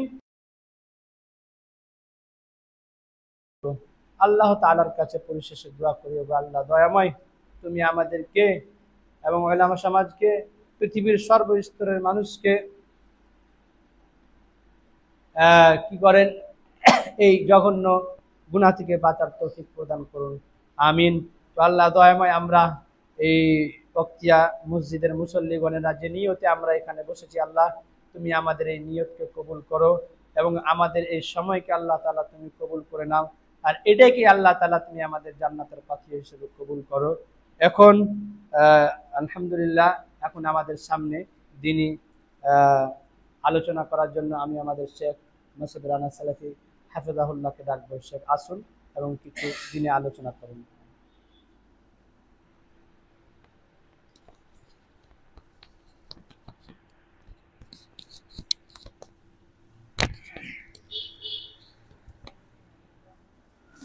আসসালামু আলাইকুম রাহমাতুল্লাহ। মাইক দেওয়া হয়নি ওই জন্য লোকের সংখ্যা কম নাকি আজকে? আলহামদুলিল্লাহ রাব্বিল আলামিন ওয়াসসালাতু ওয়াসসালামু আলা রাসূলিহিল কারীম, আম্মা বা'দ। قال الله تعالى في كلامه المجيد وفرقانه الحميد ومن الليل فتهجد به نافلة لك। উপস্থিত শ্রদ্ধেয় সম্মানীয় মুসলিম সমাজ ও আমার সামনে বসে থাকা ইসলাম দরদি ভাই সকল, আমরা সর্বাগ্যে সে মহান করুণাময় রব্বুল আলামিনের প্রশংসা করি যে মহান আল্লাহ রাব্বুল আলামিন আমাদেরকে আজকে এরকম একটি পবিত্র মজলিসে কিছু বসে শোনার এবং আমাদেরকে কিছু বলবার তৌফিক প্রদান করছেন। আমরা সকলেই সে মহান প্রভুর শুকরিয়ার্থে বলি আলহামদুলিল্লাহ। তারপরে পরে আমাদের শেষ নবী মুহাম্মদ সাল্লাল্লাহু আলাইহি ওয়াসাল্লাম, মা আমিনাল্লাহর মুরুদুলাল শেষ নবী, যিনি আমাদেরকে ইসলাম নামক দিন পুঙ্খানুপুঙ্খরূপে বুঝিয়ে গেছেন, বলে গেছেন, বা স্টেজ খুব বড় সাজানো হয়নি। তবে ইনশাআল্লাহ আজকের এই প্রোগ্রামে যে আলোচনাগুলো আপনাদের সামনে করা এতক্ষণ হলো এবং আগে যেটা করা হবে আপনাদের উপকারে আসবে, আপনাদের কাজে আসবে ইনশাআল্লাহ। আর আল্লাহ রাব্বুল আলামিন যেন আমাদের প্রত্যেকেই শোনার থেকে, বলার থেকে বেশি আমাদেরকে যেন সেটা কাজে পরিণত করার তৌফিক প্রদান করেন, আমরা সকলে বলি আমিন। যে বিষয়টি নিয়ে আমি আপনাদের সামনে এখানে বসলাম বলবো মনে করে, সে বিষয়টি একদম নতুন বিষয় আপনাদের কাছে মনে হতে পারে, তবে সেটা নতুন নয়। আপনারা শুনেছেন, কিন্তু সেই সম্পর্কে হতে পারে যে আপনাদের খুব একটা জ্ঞান নেই বললেই চলে। তাই মনে করলাম, এবং এই বিষয়টা অত্যন্ত গুরুত্বপূর্ণ, বিদআতি কাজ, শরীয়ত বহির্ভূত কাজ আমরা সমাজে দেখতে পাই, এবং এর মাধ্যমে আমরা দেখতে পাই যে অনেক মানুষ তারা আল্লাহ রাব্বুল আলামিনকে ছেড়ে অন্যের সামনে তারা মাথা নত করছে। তাহলে বিষয়টা কি? বিষয়টা হলো যে শাফাআত। শাফাআত কিয়ামতের দিবসে কারা কারা করবেন এবং কিয়ামতের দিবসে কাদের জন্য শাফাআত করা হবে, সুপারিশ কাদের জন্য করা হবে, কিয়ামতের দিবসে সুপারিশ করার মাধ্যমে কারা কারা জান্নাতে যাবেন। এবং পৃথিবীতে যে আমরা বলে থাকি যে অমুক ব্যক্তির আমরা পুজো পাঠ করছি, উপাসনা করছি, তার উদ্দেশ্য হলো যে তার মাধ্যমে আমরা যেন উপকার পাই। কিভাবে? সে আল্লাহর কাছে গিয়ে সুপারিশ করবে, এটাই না? যেমন আমরা যদি মনে করি যারা কবর পূজারী, যেমন গত জুমায় আপনাদের সামনে আমি বলেছিলাম, তারা কিন্তু তাদেরকে যদি আপনারা জিজ্ঞাসা করেন যে আপনারা যে এই কবর পূজা করছেন, কবর পূজা তো ঠিক নয়, তারা তো আপনি আল্লাহ ব্যতীত অন্য কারোর সামনে মাথা নত করলেন, তারা আপনাকে বলবে যে আমরা আল্লাহ ব্যতীত অন্যের সামনে মাথা নত করছি না, আমাদের উদ্দেশ্য আল্লাহই, আমাদের উদ্দেশ্য আল্লাহই আছে, কিন্তু আমরা এখানে এর সামনে মাথা নত করছি। তার কারণটা হলো যে এ গিয়ে যেন কিয়ামতের দিবসে আমাদের জন্য সুপারিশ করতে পারে। আমার কথা কি বুঝতে পেরেছেন? তার মানে কি, যেটা খুব বড় বিষয় এবং আমাদের সমাজে কিন্তু দেখা যায়। আজকে ইনশাআল্লাহ আমরা ক্লিয়ার হব যে কিয়ামতের দিবসে কারা কারা সুপারিশ করতে পারবেন এবং কারা সুপারিশের যোগ্য, এবং সুপারিশের মাধ্যমে আল্লাহ রাব্বুল আলামিন আমাদেরকে কোথায় স্থান দেবেন। ইনশাআল্লাহ আজকে আমার এই কয়েকটি যে আলোচনা আমি করব, এই আলোচনার মাধ্যমে আপনারা ইনশাআল্লাহ বুঝতে পারবেন। একটু সময় লাগবে, একটু মনোযোগ সহকারে শুনবেন, তবে আশা করি ইনশাআল্লাহ অনেক উপকৃত হবে। আমরা শাফাআতের অর্থ যেটা জানি বা সাধারণত আমরা বলে থাকি যে উদ্দেশ্যে, সেটা হলো কি, যে কোনো মানুষের হাওয়ালা ধরে কারো কাছে পৌঁছানো, এটাকে বলা হচ্ছে কি শাফাআত। কোনো মানুষের হাওয়ালা ধরে কারো কাছে গিয়ে উপস্থিত হওয়া। ধরুন আপনি কোনো মন্ত্রীর কাছে যেতে পারছেন না, মন্ত্রীর কাছে পৌঁছানোর আপনার ক্ষমতা নেই, তখন আপনি কি করবেন? মন্ত্রীর যারা সঙ্গে থাকে তাদের আপনি গিয়ে বলবেন যে ভাই আমার একটু পৌঁছে দিতে পারবে? তাদেরকে আপনি গিয়ে বলবেন যে ভাই একটু কি আমাকে ওই পর্যন্ত মন্ত্রীর সঙ্গে কথা বলিয়ে দিতে পারবে? সাধারণত আমরা এই কাজটা কিন্তু করে থাকি। এই যে আপনি এই কাজটা করলেন, এটাই হলো শাফাআত। এটা কি বলা হয়? কি সুপারিশ। এটা কি বলা আছে? কি শাফাআত। তো পৃথিবীর জীবনে আমরা এটা কিন্তু সুপারিশ হিসেবে এমনিতে আমরা চিনি। এই শাফাআতের দুই প্রকার উলামা একরামরা বর্ণনা করেছেন। শাফাআত বুঝতে পারলেন? শাফাআত তাহলে কাকে বলবো? শাফাআত বলা হচ্ছে যে কারো মাধ্যমে কারো কাছে গিয়ে পৌঁছানো, ঠিক আছে? কারো মাধ্যমে কারো কাছে গিয়ে পৌঁছানো, সেটা লাভ হোক, পাওয়ার দিক থেকে হোক, কিংবা ক্ষতি দূর করার দিক থেকে হোক, কারো মাধ্যমে কারো কাছে গিয়ে পৌঁছানো, এটাই হলো কি শাফাআত। উলামা একরামরা শাফাআতের দুটো প্রকার বর্ণনা করেছেন। প্রথম প্রকার হলো শাফাআত, ওই শাফাআত যেই শাফাআত আল্লাহ রাব্বুল আলামিন শুধুমাত্র কিয়ামতের দিবসেই সংগঠিত করবেন। আর দ্বিতীয় শাফাআত হলো ওই শাফাআত যেটা আল্লাহ রাব্বুল আলামিন পৃথিবীতে সংগঠিত হওয়ার সম্ভাবনা রাখিয়ে রেখেছেন। তার মানে কি কয়টা প্রকার বললাম এখানে? শাফাআতের দুটো প্রকার। একটা প্রকার কোথায়? আখিরাতে, আর একটা প্রকার হলো পৃথিবীতে। আমি ইনশাআল্লাহ আপনাদের সামনে এক একটা করে আলোচনা করব, যাতে করে আপনাদের সামনে বিষয়টা ক্লিয়ার হয়। আখিরাতে যে সুপারিশ করা হবে সেই শাফাআত হলো আখিরাতে যে সুপারিশ করা হবে সেই শাফাআত হলো দুই প্রকার। কয় প্রকার বললাম? দুই প্রকার। এখানে কিন্তু দার্সের আকার আপনাদের সামনে বলছি। আখিরাতে যে আমরা সুপারিশ করব সেটা হলো দুই প্রকার। একটা হলো শাফাআতে খাসসা, একটা হলো শাফাআতে আম্মা। শাফাআতে খাসসা মানে নির্দিষ্ট করে কারোর জন্য সেটা খাস করা হবে, আর একটা হলো কি যে আম, যেখানে সবারই জন্য কি করা হবে? সবাই সুপারিশ করতে পারে। তো শাফাআতে খাসসা, এই শাফাআতটা বলা হচ্ছে ওই শাফাআত হিয়াল্লাতী তাকুনু লিরাসূল সাল্লাল্লাহু আলাইহি ওয়াসাল্লাম খাসাতান লা ইউশারিকু ফীহি গায়রুহু মিনাল খালকি। যেই শাফাআতটা শুধুমাত্র কিয়ামতের দিবসে আল্লাহ রাব্বুল আলামিন নবী করিম সাল্লাল্লাহু আলাইহি ওয়াসাল্লামের জন্যই খাস করবেন, অন্য কোন মানুষের জন্য শাফাআত করার আর কোনো অধিকার রাখবেন না। কথা বুঝতে পেরেছেন?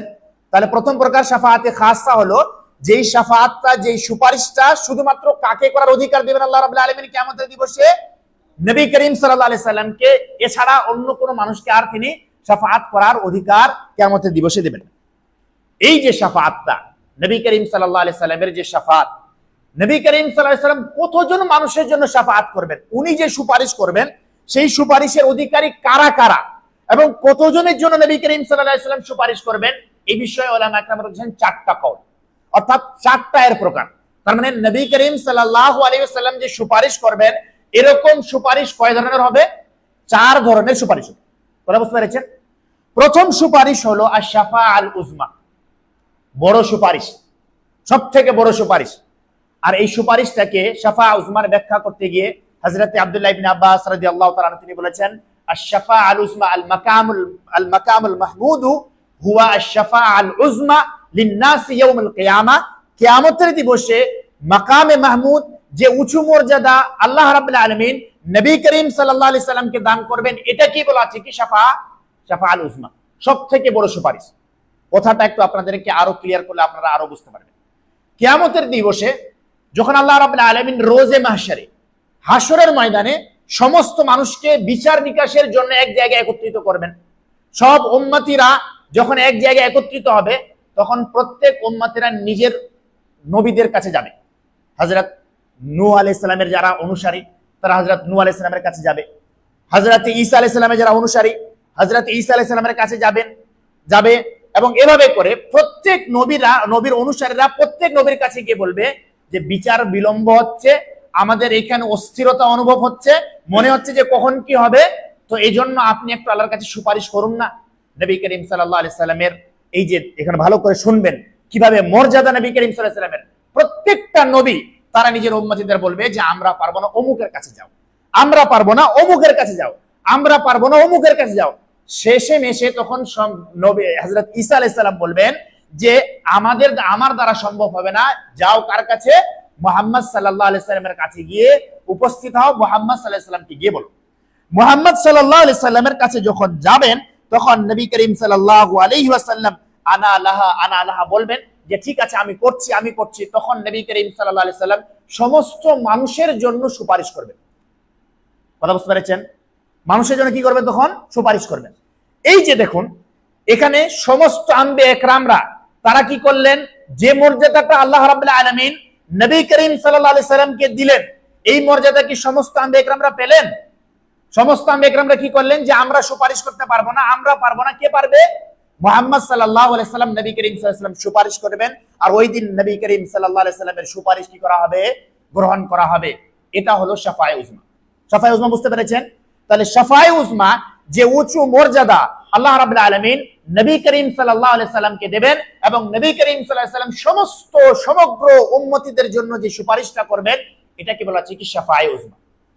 আব্দুল্লাহ ইবনে ওমর রাদিয়াল্লাহু আনহু থেকে একটি হাদিস বর্ণিত, তিনি বলেন, ইন্নান নাসা ইয়াসিরুনা ইয়াউমাল কিয়ামাতি জুসা, কিয়ামতের দিবসে মানুষেরা দলবদ্ধভাবে গুচ্ছ গুচ্ছ আকারে নবীদের কাছে যাবে। ওয়া কুল্লু উম্মাতিন তাত্তাবিউ নবিয়াহা, আর প্রত্যেকটা উম্মতি নিজের নবীর অনুসরণ করবে। ফায়াশফাউ লাহুম ফি ফাসলি, বলবে ইয়া ফুলান ইশফা, হে নবী আপনি একটু সুপারিশ করুন না, হে নবী আপনি একটু সুপারিশ করুন না। হাত্তা তানতাহি আশ-শাফাআতু ইলা নবী সাল্লাল্লাহু আলাইহি সাল্লাম, এভাবে করতে করতে সুপারিশটা কার কাছে গিয়ে উপস্থিত হবে? নবী করিম সাল্লাল্লাহু আলাইহি ওয়াসাল্লামের কাছে গিয়ে উপস্থিত হবে। ফাযালিকা ইয়াউমা ইয়াবআসুহু আল মাকাম আল মাহমুদ, আর এটাই হলো কি? মাকামে মাহমুদ। আমরা ওই যে দোয়া পড়ি আজানের, কি দোয়া পড়ি? ওয়া বাআসহু মাকামান মাহমুদা, বলি না যে আল্লাহ নবী করিম সাল্লাল্লাহু আলাইহি সাল্লামকে আপনি কি করেন? মাকামে মাহমুদ দান করেন। মাকামে মাহমুদ কি? আপনাদের সামনে আমি স্পষ্ট করলাম, কিয়ামতের দিবসে এই শাফায়ে উজমা নবী করিম সাল্লাল্লাহু আলাইহি সাল্লামই শুধুমাত্র একমাত্র করতে পারবেন, কোন নবী করতে পারবেন না, অন্য কোন মানুষের দ্বারা সেটা কিয়ামতের দিবসে সম্ভব হবে না। তাহলে প্রথম প্রকার বললাম শাফায়ে খাসসার, যেটা নবী করিম সাল্লাল্লাহু আলাইহি সাল্লামের জন্য খাস। দ্বিতীয় হলো যে ব্যক্তিদের জন্য নবী করিম সাল্লাল্লাহু আলাইহি সাল্লাম কিয়ামতের দিবসে সুপারিশ করবেন, সেটা হলো আশ-শাফাআতু লিআহলিল জান্নাতি লিদুখুলিল জান্নাহ। আল্লাহ রাব্বুল আলামিন কিয়ামতের দিবসে জান্নাতীদের জান্নাতে প্রবেশ করার জন্য সুপারিশ করবেন। তার মানে কি? আল্লাহ রাব্বুল আলামিন কিয়ামতের দিবসে নবী করিম সাল্লাল্লাহু আলাইহি সাল্লাম, আল্লাহ রাব্বুল আলামিন বলেন নবী করিম সাল্লাল্লাহু আলাইহি সাল্লাম, নবী করিম সাল্লাল্লাহু আলাইহি সাল্লাম কিয়ামতের দিবসে জান্নাতীদের জান্নাতে প্রবেশ করানোর জন্য কি করবেন? আল্লাহ রাব্বুল আলামিনের কাছে সুপারিশ করবেন। দলিল হযরত আনাস ইবনে মালিক রাদিয়াল্লাহু আনহু থেকে বর্ণিত, তিনি বলেন যে আতি বাবার রাহমাহ, নবী করিম সাল্লাল্লাহু আলাইহি সাল্লাম বলেছেন যে আমি বাবুল জান্নাহ, জান্নাতের দরজার কাছে আসলাম। ইয়াউমাল কিয়ামাতি, কিয়ামতের দিবসে আমি আসবো। ফাস্তাফতিহু, আর আমি জান্নাতের যে দারোগা আছে, যে গেটম্যান আছে, তাকে আমি বলবো যে আস্তাফতিহু, খোলা কি যাবে? জান্নাত কি খোলা যাবে? তখন ফায়াকুলুল খাজিনু, ওই জান্নাতের দারোগা বলবে মান আনতা, আপনি কে? কে বলতে এসেছেন এই কথাটা? আপনার পরিচয় তো আমি জানি না। জান্নাতের দারোগা নবী করিম সাল্লাল্লাহু আলাইহি ওয়াসাল্লামকে বলবেন। ফাআকুলু, তখন নবী করিম সাল্লাল্লাহু আলাইহি ওয়াসাল্লাম বলবেন আনা মুহাম্মদ, আমি কে? মুহাম্মদ সাল্লাল্লাহু আলাইহি ওয়াসাল্লাম। ফায়াকুলু বিকা উমিরতু লা আফতাহু লিআহাদিন ক্বাবলাকা, আপনার পূর্বে কারো জন্য এই জান্নাতের দরজা খোলার আদেশ করা হয়নি। তার মানে কি বোঝা গেল?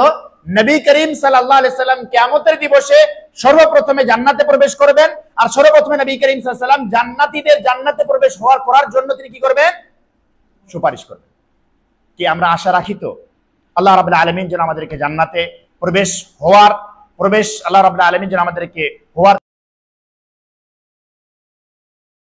দ্বিতীয় প্রকার হলো আপনাকে জান্নাতি হতে হবে, আল্লাহ রাব্বুল আলামিনের কথা অনুযায়ী আপনাকে পৃথিবীতে চলাচল করতে হবে, তাহলে আপনি কিয়ামতের দিবসে জান্নাতি হতে পারবেন।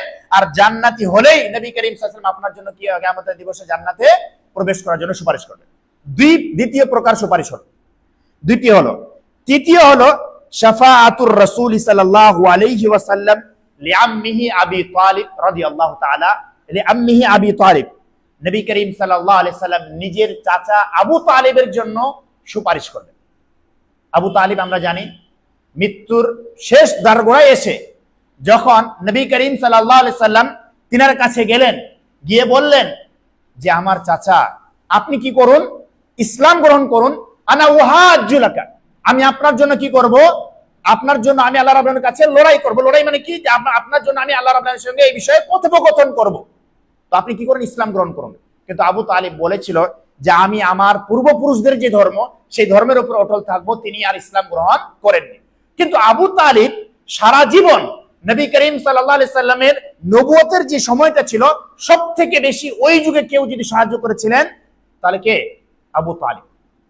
নবী করিম সাল্লাল্লাহু আলাইহি সাল্লাম তার জন্য কিয়ামতের দিবসে সুপারিশ করবেন। ঠিক আছে, হাদিস কি? হাদিস হলো আন আবি সাঈদ আল খুদরি রাদিয়াল্লাহু তাআলা আনহু, হযরত আবু সাঈদ খুদরি রাদিয়াল্লাহু আনহু থেকে বর্ণিত। তিনি বলেন যে যুকিরা ইনদাহু আবু তালিব, নবী করিম সাল্লাল্লাহু আলাইহি সাল্লামের কাছে উনার চাচার আলোচনা করা হয়, মারা গেছেন, আলোচনা করা হয়। তো নবী করিম সাল্লাল্লাহু আলাইহি সাল্লামের সামনে যখন আলোচনা করা হয় তখন নবী করিম সাল্লাল্লাহু আলাইহি সাল্লাম বললেন লাআল্লাহু তানফাউহু শাফাআতি ইয়াউমুল কিয়ামতি, হতে পারে কিয়ামতের দিবসে আমার সুপারিশ তার কিছু কাজে আসবে। হতে পারে কিয়ামতের দিবসে আমার সুপারিশ কার কাজে আসবে? আমার চাচার কিছুটা কাজে আসবে। ফায়ুজালু ফি জাহজাই মিন নার, তাকে জান্নাতে সবথেকে নিচু স্তরে রাখা হবে। কিভাবে? তাকে জান্নাতের জুতো পরিধান করা হবে। ফায়াবলুগু কাবাইহি, যে আগুনটা কাব বলা আছে টাকনু পর্যন্ত পৌঁছাবে। ওয়ায়াগলি মিনহু দিমাগুহু, আর সেই টাকনুর মাধ্যমে সেই আগুনের দ্বারা তার কি করা? মাথার মগজটা খলবল খলবল করবে। মাথার মগজটা কি করবে? খলবল খলবল করবে। তার মানে কি জাহান্নামের আগুন যদি পুরোটাই না পান তাহলে এতখানি নবী করিম সাল্লাল্লাহু আলাইহি ওয়াসাল্লামের সুপারিশের মাধ্যমে ওনার কমানো হবে। কথা বুঝতে পেরেছেন? তাহলে তৃতীয় প্রকারের সুপারিশ আমরা এখানে বুঝতে পারলাম। নবী করিম সাল্লাল্লাহু আলাইহি ওয়াসাল্লাম, আমি প্রথমে বললাম যে আপনাকে জান্নাতি হতে হবে, জান্নাতীদের মতো কাজ করতে হবে, তাহলে নবী করিম সাল্লাল্লাহু আলাইহি ওয়াসাল্লামের সুপারিশ আপনি কিয়ামতের দিবসে পাবেন। দ্বিতীয় বললাম যে নবী করিম সাল্লাল্লাহু আলাইহি ওয়াসাল্লাম নিজের চাচার জন্য কিয়ামতের দিবসে সুপারিশ করবেন। চতুর্থ প্রকার, আর এটা হলো লাস্ট প্রকার, শাফাআ খাসসা। চতুর্থ প্রকার হলো যে শাফাআতুহু সাল্লাল্লাহু আলাইহি ওয়াসাল্লাম ফি দুখুলি উনাস মিন উম্মতিহি আল জান্নাতা বিগাইরি হিসাবিন। নবী করিম সাল্লাল্লাহু আলাইহি ওয়াসাল্লাম নিজের উম্মতিদের মধ্যে কিছু উম্মতি এমন থাকবেন যে উম্মতিদের বেগের অর্থাৎ বিনা হিসাবে জান্নাতে প্রবেশ করার জন্য নবী করিম সাল্লাল্লাহু আলাইহি ওয়াসাল্লাম সুপারিশ করবেন। কিছু উম্মতি এমন থাকবে, হাদিসের মধ্যে পাওয়া যায়, যারা কোনোদিন নবী ইসলামের সঙ্গে শিরক করেনি, আল্লাহ রাব্বুল আলামিনের সঙ্গে কোনোদিন শিরক করেনি, যারা কোনোদিন নবী করিম সাল্লাল্লাহু আলাইহি সাল্লামের সঙ্গে আল্লাহ রাব্বুল আলামিনের সঙ্গে অন্য কোনো মানুষকে অংশীদার করেনি। কথা বুঝতে পেরেছেন? এবং ঝাড়ফুঁক আর অন্যান্য অবিশ্বাস হয়নি। এই সমস্ত কিছুর বিষয় বলা হয়েছে যে তারা জান্নাতে প্রবেশ করবে। আর এখানে জান্নাতে প্রবেশ করার জন্য কার সুপারিশের প্রয়োজন? নবী করিম সাল্লাল্লাহু আলাইহি সাল্লামের। হাদিস হলো এইভাবে, নবী করিম সাল্লাল্লাহু আলাইহি সাল্লাম বলেছেন সুম্মা ইউকালু ইরফা রাসাকা সাল তুতা। ওই যে লম্বা হাদিসটা যেটা আমি আপনাদেরকে বললাম, নবী করিম সাল্লাল্লাহু আলাইহি সাল্লাম যখন সুপারিশের জন্য আল্লাহ রাব্বুল আলামিনের সামনে নতজানু হয়ে যাবেন, মাথা নত করবেন, সিজদারত হয়ে যাবেন, তখন নবী করিম সাল্লাল্লাহু আলাইহি সাল্লামকে বলবেন ইরফা ইয়া মুহাম্মদ ইরফা রাস, হে মুহাম্মদ অনেক হয়ে গেছে, তুমি তোমার মাথাটা কি করে একটু উঠাও। সাল তুতা, তুমি চাও তোমাকে কি করা হবে? দেওয়া হবে। ওয়াশফা তুশাফা, তুমি সুপারিশ করো, তোমার সুপারিশ কি করা হবে? গ্রহণ করা হবে। ফারাফা আফা আরফা রাসি, আমি তখন কি করব? আমার মাথাটা উঠাবো। নবী করিম সাল্লাল্লাহু আলাইহি ওয়াসাল্লাম বলছে আমি মাথাটা উঠাবো। ফাকুলু, তখন আমি বলবো উম্মতি উম্মতি ইয়া রাব, উম্মতি ইয়া রাব, হে আমার প্রভু, আমার উম্মতি, আমার উম্মতি, আমার উম্মতিকে আপনি এ করুন। ফায়ুকালু ইয়া মুহাম্মদ আদখিল মিন উম্মতিকা মান লা হিসাব আলাইহিম মিন বাবিল আইমানি মিন আবওয়াবিল জান্নাহ। নবী করিম সাল্লাল্লাহু আলাইহি ওয়াসাল্লাম কে বলা হবে, হে মুহাম্মদ, তুমি জান্নাতের দান দরজা দিয়ে তুমি ওই সমস্ত উম্মতিদের প্রবেশ করতে পারো যাদের কোনো হিসাব নেওয়াজ আর নেওয়া হবে না। কথা বুঝতে পেরেছেন? তাহলে নবী করিম সাল্লাল্লাহু আলাইহি সাল্লাম কিয়ামতের দিবসে এই চারটা প্রকার থেকে আমাদের কাছে স্পষ্ট হলো, আমরা যদি ইসলাম অনুযায়ী জীবন যাপন না করি, আমরা যদি নিজেকে ইসলাম অনুযায়ী পরিচালিত না করতে পারি, আমরা যদি নিজেকে নবী করিম সাল্লাল্লাহু আলাইহি ওয়াসাল্লামের কথা অনুযায়ী আমরা যদি পরিচালিত না করতে পারি, আমরা যদি গুনাহে লিপ্ত থাকি, আমরা যদি আল্লাহ রাব্বুল আলামিনের অবাধ্য হই, আমরা যদি শিরক করি, আমরা যদি নিজের বাড়িকে পরিষ্কার পরিচ্ছন্ন না করি, সুপারিশ আমরা পাবো না, আমরা জানাতে পারবো। কিয়ামতের দিবসে নবী ইসলামের সুপারিশ আমাদেরকে পেতেই হবে। আমি আল্লাহ রাব্বুল আলামিনের কাছে দোয়া করি, আল্লাহ রাব্বুল আলামিন যেন আমাদের সকলকে কিয়ামতের দিবসে নবী করিম সাল্লাল্লাহু আলাইহি ওয়াসাল্লামের সুপারিশ পাবার অধিকারী আমাদেরকে করে দেন। এটা হলো কি? শাফায়ে খাসসা, খাস সুপারিশ, যেটা কার জন্য খাস বললাম আমি? নবী করিম সাল্লাল্লাহু আলাইহি ওয়াসাল্লামের জন্য খাস। নবী করিম সাল্লাল্লাহু আলাইহি সাল্লাম কিয়ামতের দিবসে এই সুপারিশগুলো করবেন, যেটা আমি আপনাদের সামনে তুলে ধরলাম। দ্বিতীয় হলো শাফাআতের প্রকার, সেটা হলো শাফায়ে আম্মা। শাফায়ে আম্মা সাধারণ সুপারিশ। এই সুপারিশ কাকে বলা হচ্ছে? শাফায়ে আম্মা বলছে হিয়া তাকুনু লির-রাসূল সাল্লাল্লাহু আলাইহি ওয়াসাল্লাম ওয়া ইউশারিকু ফিহা মান শাআ আল্লাহু মিনাল মালায়েকাতি ওয়ান নাবিয়্যিন ওয়াস সালিহিন। যে নবী করিম সাল্লাল্লাহু আলাইহি ওয়াসাল্লাম এই সুপারিশ করতে পারবেন, নবী করিম সাল্লাল্লাহু আলাইহি ওয়াসাল্লামকে এই সুপারিশের অধিকারী করা হবে, অধিকার দেওয়া হবে, এবং তার সাথে সাথে মালায়েকা অর্থাৎ ফারিস্তাদেরকে সুপারিশের অধিকার দেওয়া হবে, ওয়ান নাবিয়্যিন এবং নবীদেরকে সুপারিশের অধিকার দেওয়া হবে, ওয়াস সালিহিন এবং ভালো ভালো ব্যক্তিদেরকে কি করা হবে, কিয়ামতের দিবসে সুপারিশের অধিকার দেওয়া হবে। এটা হলো কি শাফায়ে আম্মা, যেখানে নবী করিম সাল্লাল্লাহু আলাইহি ওয়াসাল্লাম সুপারিশ করবেন এবং এছাড়া আর অন্যান্য সালেহিন যারা নেককার, আল্লাহ রাব্বুল আলামিনের কোনদিন অবাধ্য হননি, তারা কি করবেন, সুপারিশ করবেন, এবং মালায়েকারা কি করবেন, সুপারিশ করবেন। এই সুপারিশের হলো তিনটা প্রকার। এই সুপারিশের অধিকারী কারা কারা হবেন এবং কাদের জন্য সুপারিশ করা হবে সেটা আমি আপনাদের সামনে বলবো। প্রথম প্রকার হলো আশ-শাফাআতু লিউনাসিন ক্বাদ দাখালু ফি আন ইয়াখরুজু মিনহা। কিছু মানুষ মুমিনদের মধ্যে তারা নিজের গুনাহের কারণে জাহান্নামে যাবে, দীর্ঘদিন তারা জাহান্নামে থাকবে। এবার জাহান্নামে যাওয়ার পরে নবী করিম সাল্লাল্লাহু আলাইহি ওয়াসাল্লামকে আল্লাহ রাব্বুল আলামিন তাদেরকে জাহান্নাম থেকে বের করার জন্য কি করবেন, সুপারিশ করার জন্য বলা হবে, সুপারিশ করবেন। ঠিক আছে, এখানে বলা হচ্ছে ওয়াহিয়া ওয়াল আদিল্লাতু আলা যালিকা ওয়াল আদিল্লাতু আলা হাযাল কিসমি কাসীরা, এবং এর উদাহরণ অনেক রয়েছে যে যারা জাহান্নামে যাবে, কিন্তু জাহান্নামে যাওয়ার পরেও যারা মুওয়াহিদ হবে, তাওহীদ পরস্ত হবে, একত্ববাদকে যারা বাস্তবায়ন করবে, তারা যদি তাদের গুনাহ থেকে যায় তাহলে কিয়ামতের দিবসে আল্লাহ রাব্বুল আলামিন সুপারিশের মাধ্যমে তাদের কি করবেন, জাহান্নাম থেকে বের করবেন। হাদিস নবী করিম সাল্লাল্লাহু আলাইহি ওয়াসাল্লাম হাদিসের মধ্যে বলেছেন, ওয়াল্লাযী নাফসি, নবী করিম হযরত আবু সাঈদ খুদরি থেকে বর্ণিত, ওয়াল্লাযী নাফসি বিয়াদিহি মা মিনকুম মিন আহাদিন বিআশাদ্দ মুনাশাদা লিল্লাহি ফি ইসতিকসাইল হাক্কি মিনাল মুমিনিনা ইয়াউমাল কিয়ামাহ লিইখওয়ানিহিম আল্লাযীনা ফিন নার। আল্লাহ রাব্বুল আলামিন সবথেকে বেশি বলছেন যে সবথেকে বেশি নবী করিম সাল্লাল্লাহু আলাইহি ওয়াসাল্লাম কিয়ামতের দিবসে মানুষের জন্য তিনি আল্লাহ রাব্বুল আলামিনের কাছে কাকুতি মিনতি করবেন। তিনি বলবেন, রব্বানা কানু ইয়াসুমুনা মা'না, এরা আমাদের সঙ্গে কি করত, রোজা রাখতো, ওয়া ইসাল্লুন, এরা আমাদের সঙ্গে নামাজ পড়তো, ওয়া ইয়াহুজ্জুন, এরা আমাদের সঙ্গে হজ করত, ফায়ুকাল লাহুম আখরিজু মান আরাফতুম। আল্লাহ রাব্বুল আলামিন সেই দিন ভালো ভালো মানুষদেরকে বলবেন, নেককার মানুষদেরকে বলবেন যে তোমরা বের করে নিয়ে আসো ওই সমস্ত মানুষদেরকে যাদেরকে তোমরা চেনো, যে তোমাদের সঙ্গে ভালো কাজ করেছে, তারা নেককার, মুখলিস এবং তারা তাওহীদবাদী, তাদেরকে তোমরা বের করে নিয়ে আসো।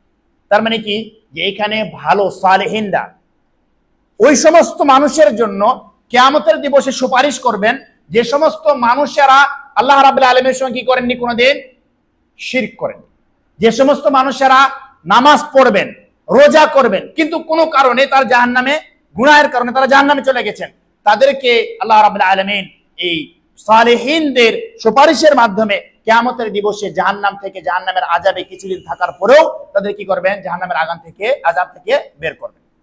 দ্বিতীয় সুপারিশ হলো যেটা বলা হয়েছে, সেটা হলো কি, যা শাফাআতুল লিউনাসিন কাদ ইসতাহাক্কুন নারা ফি আল্লা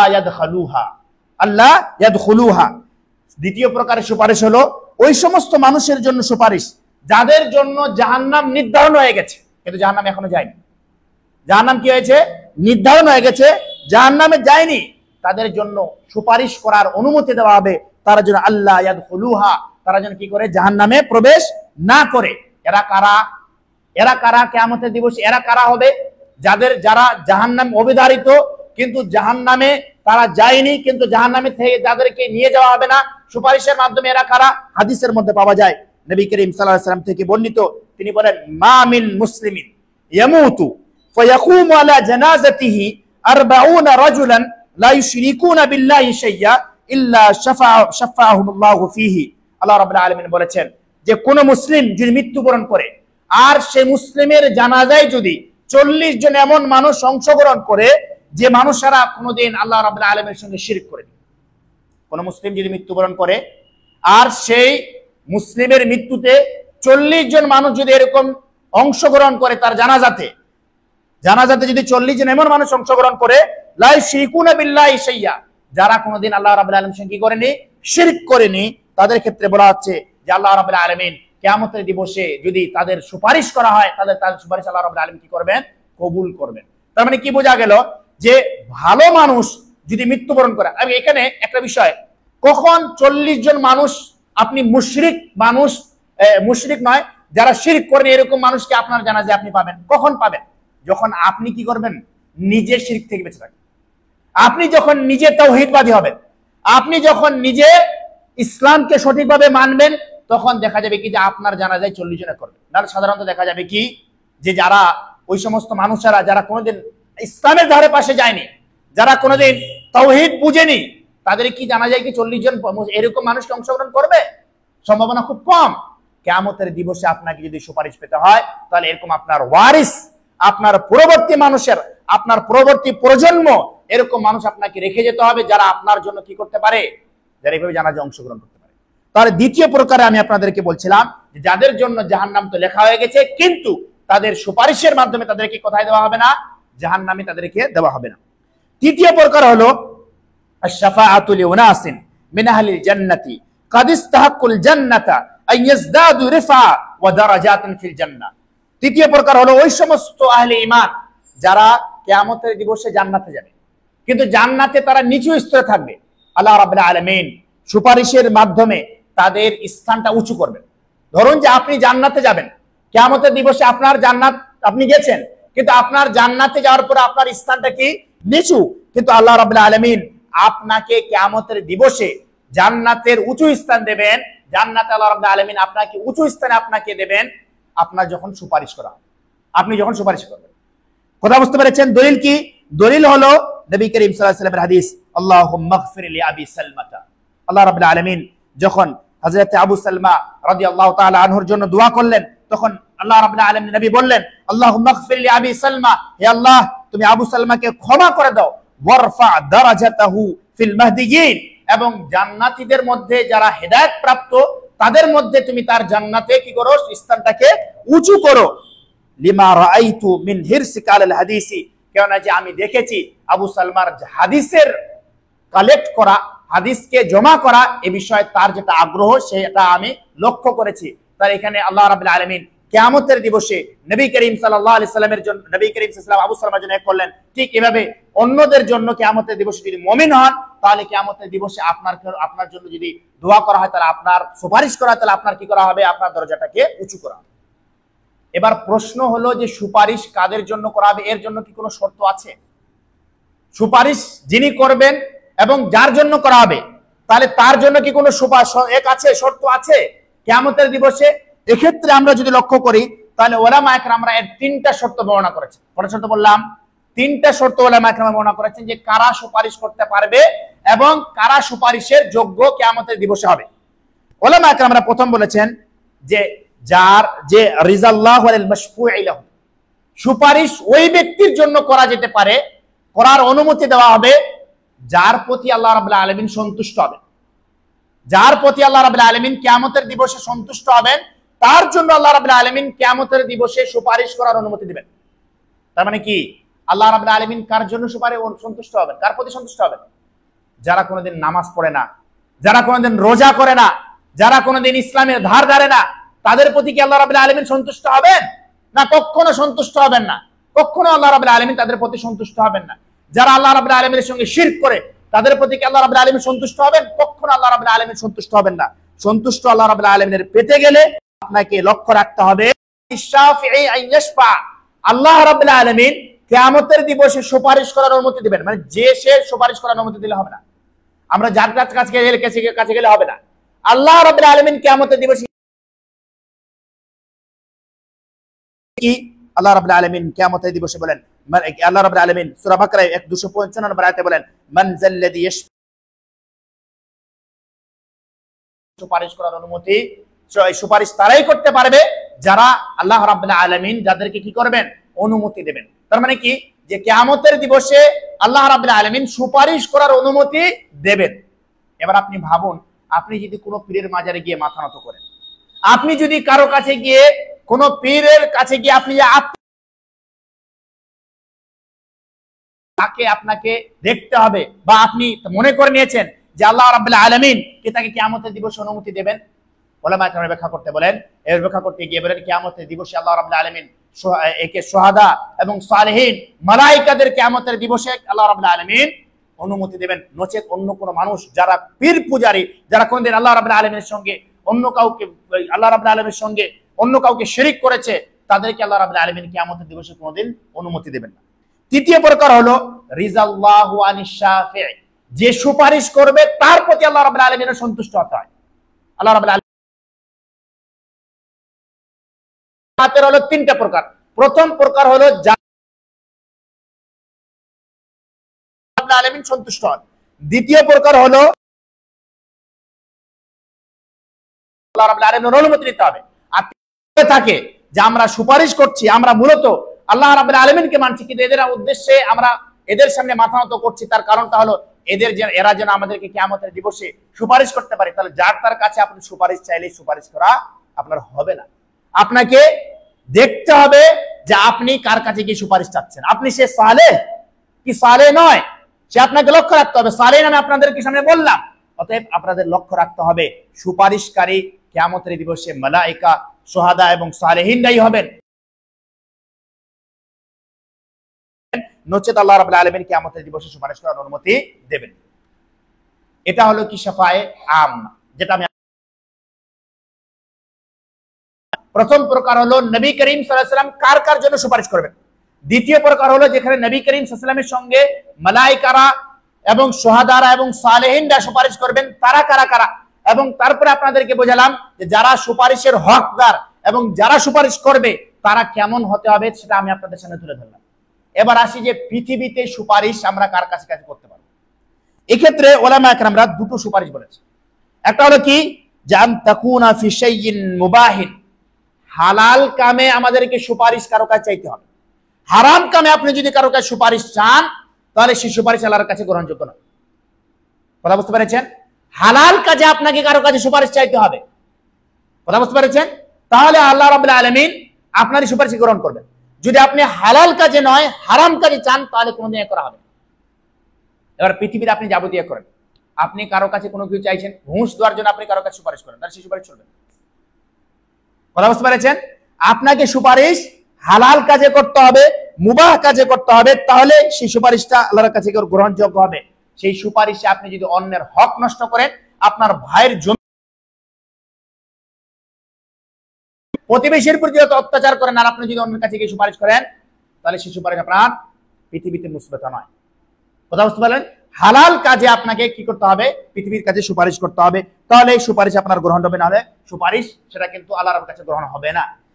দ্বিতীয় প্রকার হলো যার কাছে আপনি সুপারিশ করবেন সে যেন অবশ্যই অবশ্যই সেই সুপারিশটা পূর্ণ করতে যেন সক্ষম হয়, মৃত ব্যক্তি যেন না হয়।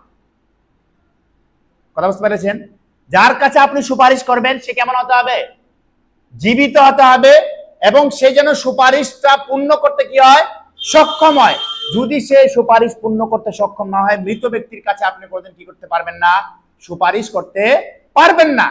তাহলে আমি আপনাদের কাছে এই দুটো সুপারিশ বলে আপনাদের কাছে স্পষ্ট করলাম যে মৃত ব্যক্তির কাছে আপনি যদি সুপারিশ করেন তাহলে সেই সুপারিশ গ্রহণ হবে না, বরং আপনার সেই সুপারিশটা আল্লাহ রাব্বুল আলামিনের সঙ্গে অন্য কাউকে শরীক করা হলো। কেন যে কিয়ামতের দিবসে আল্লাহ রাব্বুল আলামিন যাকে অনুমতি দেবেন সেই সুপারিশ করতে পারবে, আর আল্লাহ রাব্বুল আলামিন কিয়ামতের দিবসে ভালো মানুষদেরকে অনুমতি দেবেন।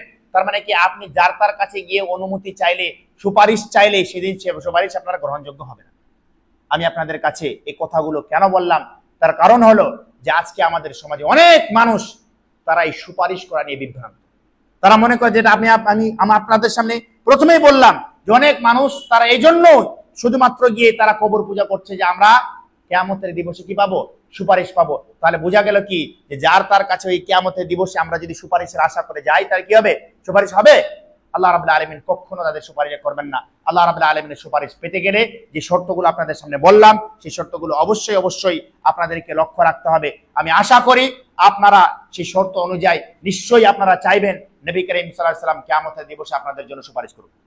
নিশ্চয়ই আপনারা চাইবেন কিয়ামতের দিবসে আল্লাহ রাব্বুল আলামিন আপনাদের জন্য সুপারিশের মাধ্যমে আপনাদেরকে জান্নাতে প্রবেশ হওয়ার আপনাদেরকে অধিকার দিক। নিশ্চয়ই আপনারা চাইবেন কিয়ামতের দিবসে সব মালায়েকা এবং আর অন্যান্যরা সুপারিশ আপনার জন্য করুক। তাহলে আপনাদেরকে মুওয়াহিদ হতে হবে, তাওহীদ প্রস্ত হতে হবে, তাওহীদের উপর আপনাদেরকে অটল থাকতে হবে এবং আপনাদেরকে সে অনুযায়ী এই পৃথিবীতে আমল করতে হবে। পরিশেষে আমি আল্লাহর কাছে দোয়া করি, আল্লাহ রাব্বুল আলামিন যেন আমাদের সকলকে ভালোভাবে ইসলামকে বোঝার এবং তাওহীদবাদী হওয়ার তৌফিক দান করে আমরা সকলে বলি আমিন। আল্লাহ রাব্বুল আলামিন যেন আমাদের সকলকে ইসলামের উপর আমল করে জান্নাতে যাওয়ার তৌফিক দান করে আমরা সকলে বলি আমিন। আল্লাহ রাব্বুল আলামিন যেন আমাদের সকলকে বিদআতের সমস্ত কাজ থেকে বাঁচার আমাদেরকে তৌফিক দান করে আমরা সকলে বলি আমিন। আল্লাহ রাব্বুল আলামিন যেন আমাদেরকে শিরক থেকে বাঁচার তৌফিক দান করে আমরা সকলে বলি আমিন। আল্লাহ রাব্বুল আলামিন যেন আমাদেরকে কিয়ামতের দিবসে জাহান্নাম থেকে মুক্তি দান করে আমরা সকলে বলি আমিন।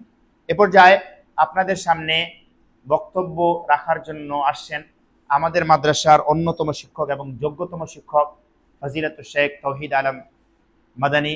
এখন আপনাদের সামনে বক্তব্য রাখার জন্য আসছেন। আসসালামু আলাইকুম।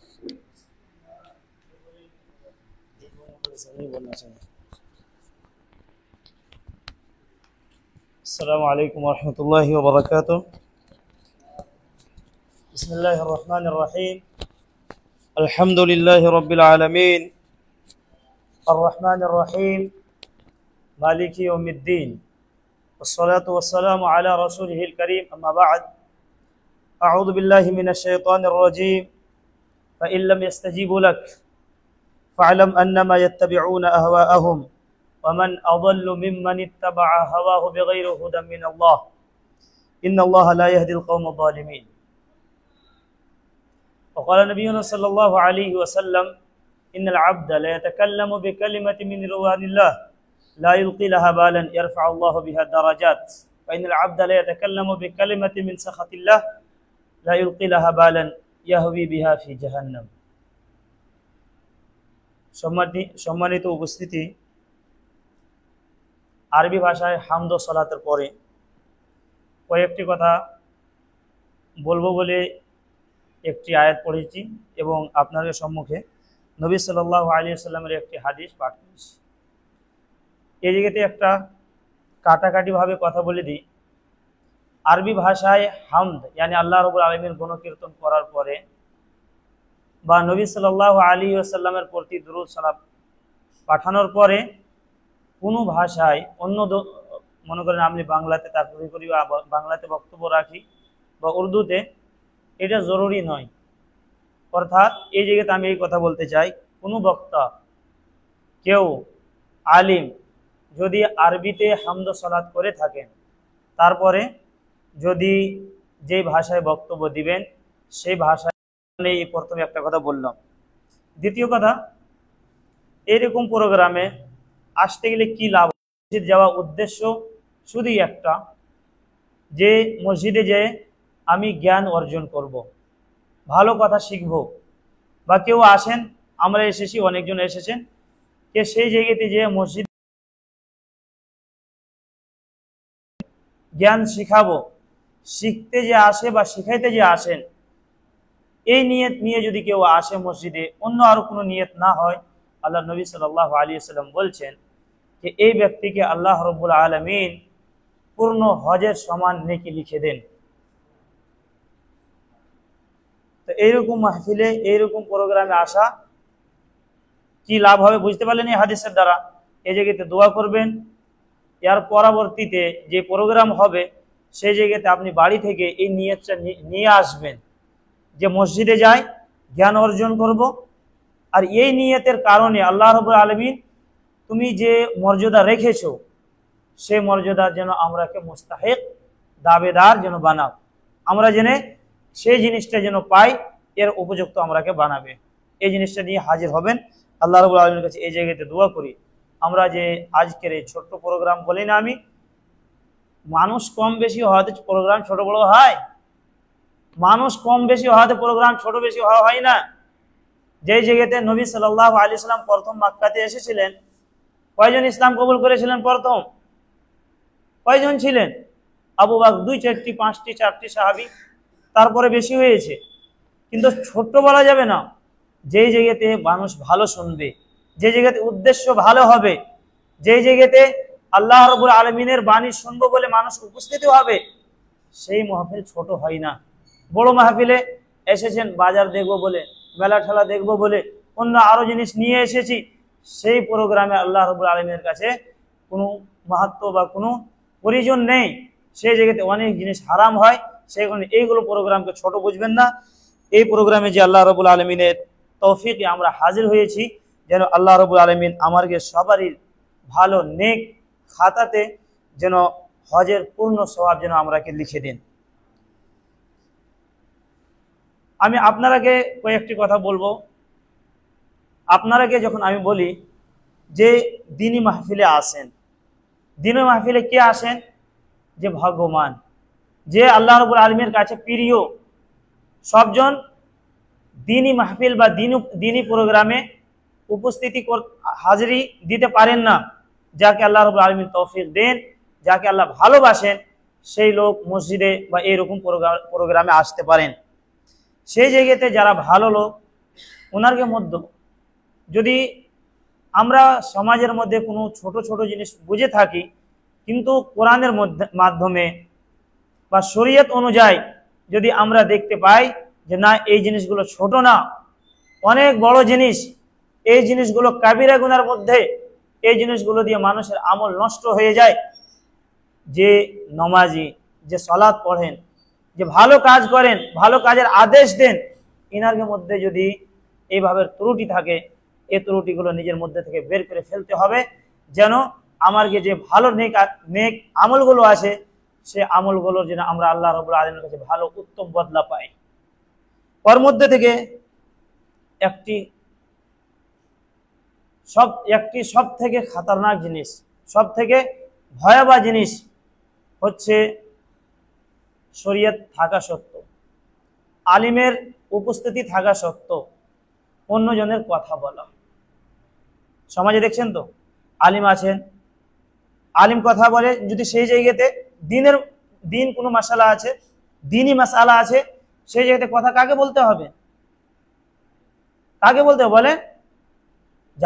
যিনার কাছে জ্ঞান আছে, যিনি কোরআন জানেন, যিনি হাদিস জানেন। কিন্তু আমাদের সমাজে কি হয়েছে? আলিম বসে আছেন, উনি কিছু বলছেন না। 10 সাইডে যে পেশাব করা 12টা 15টা আদব আছে, ওর মধ্যে থেকে 2টা জানে না, খুব তাড়াতাড়ি বলে আমরাও মূর্খর ঘরের নয়, আমরাও কিছু জানি, আমার বাড়িতে কোরআন পড়া যায়, আমার বাবারা কোরআন কিনে রেখেছে, বাড়িতে আছে কোরআন। অন্য কথা বলে ফতোয়া দিয়ে দেয়, বা দিনের সম্পর্কিত অনেকগুলো কথা বলে থাকে।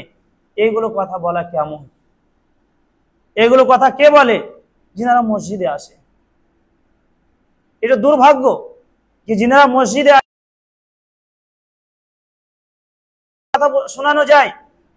যে আপনাদের সম্মুখে যে আয়াতটি বলেছিলাম, সেই আয়াতের মধ্যে আল্লাহ রাব্বুল আলামিন বলেছেন, ফাইল্লাম ইস্তাজিবু লাক ফাআলাম আন্নামা ইয়াত্তাবিউনা আহওয়াআহুম।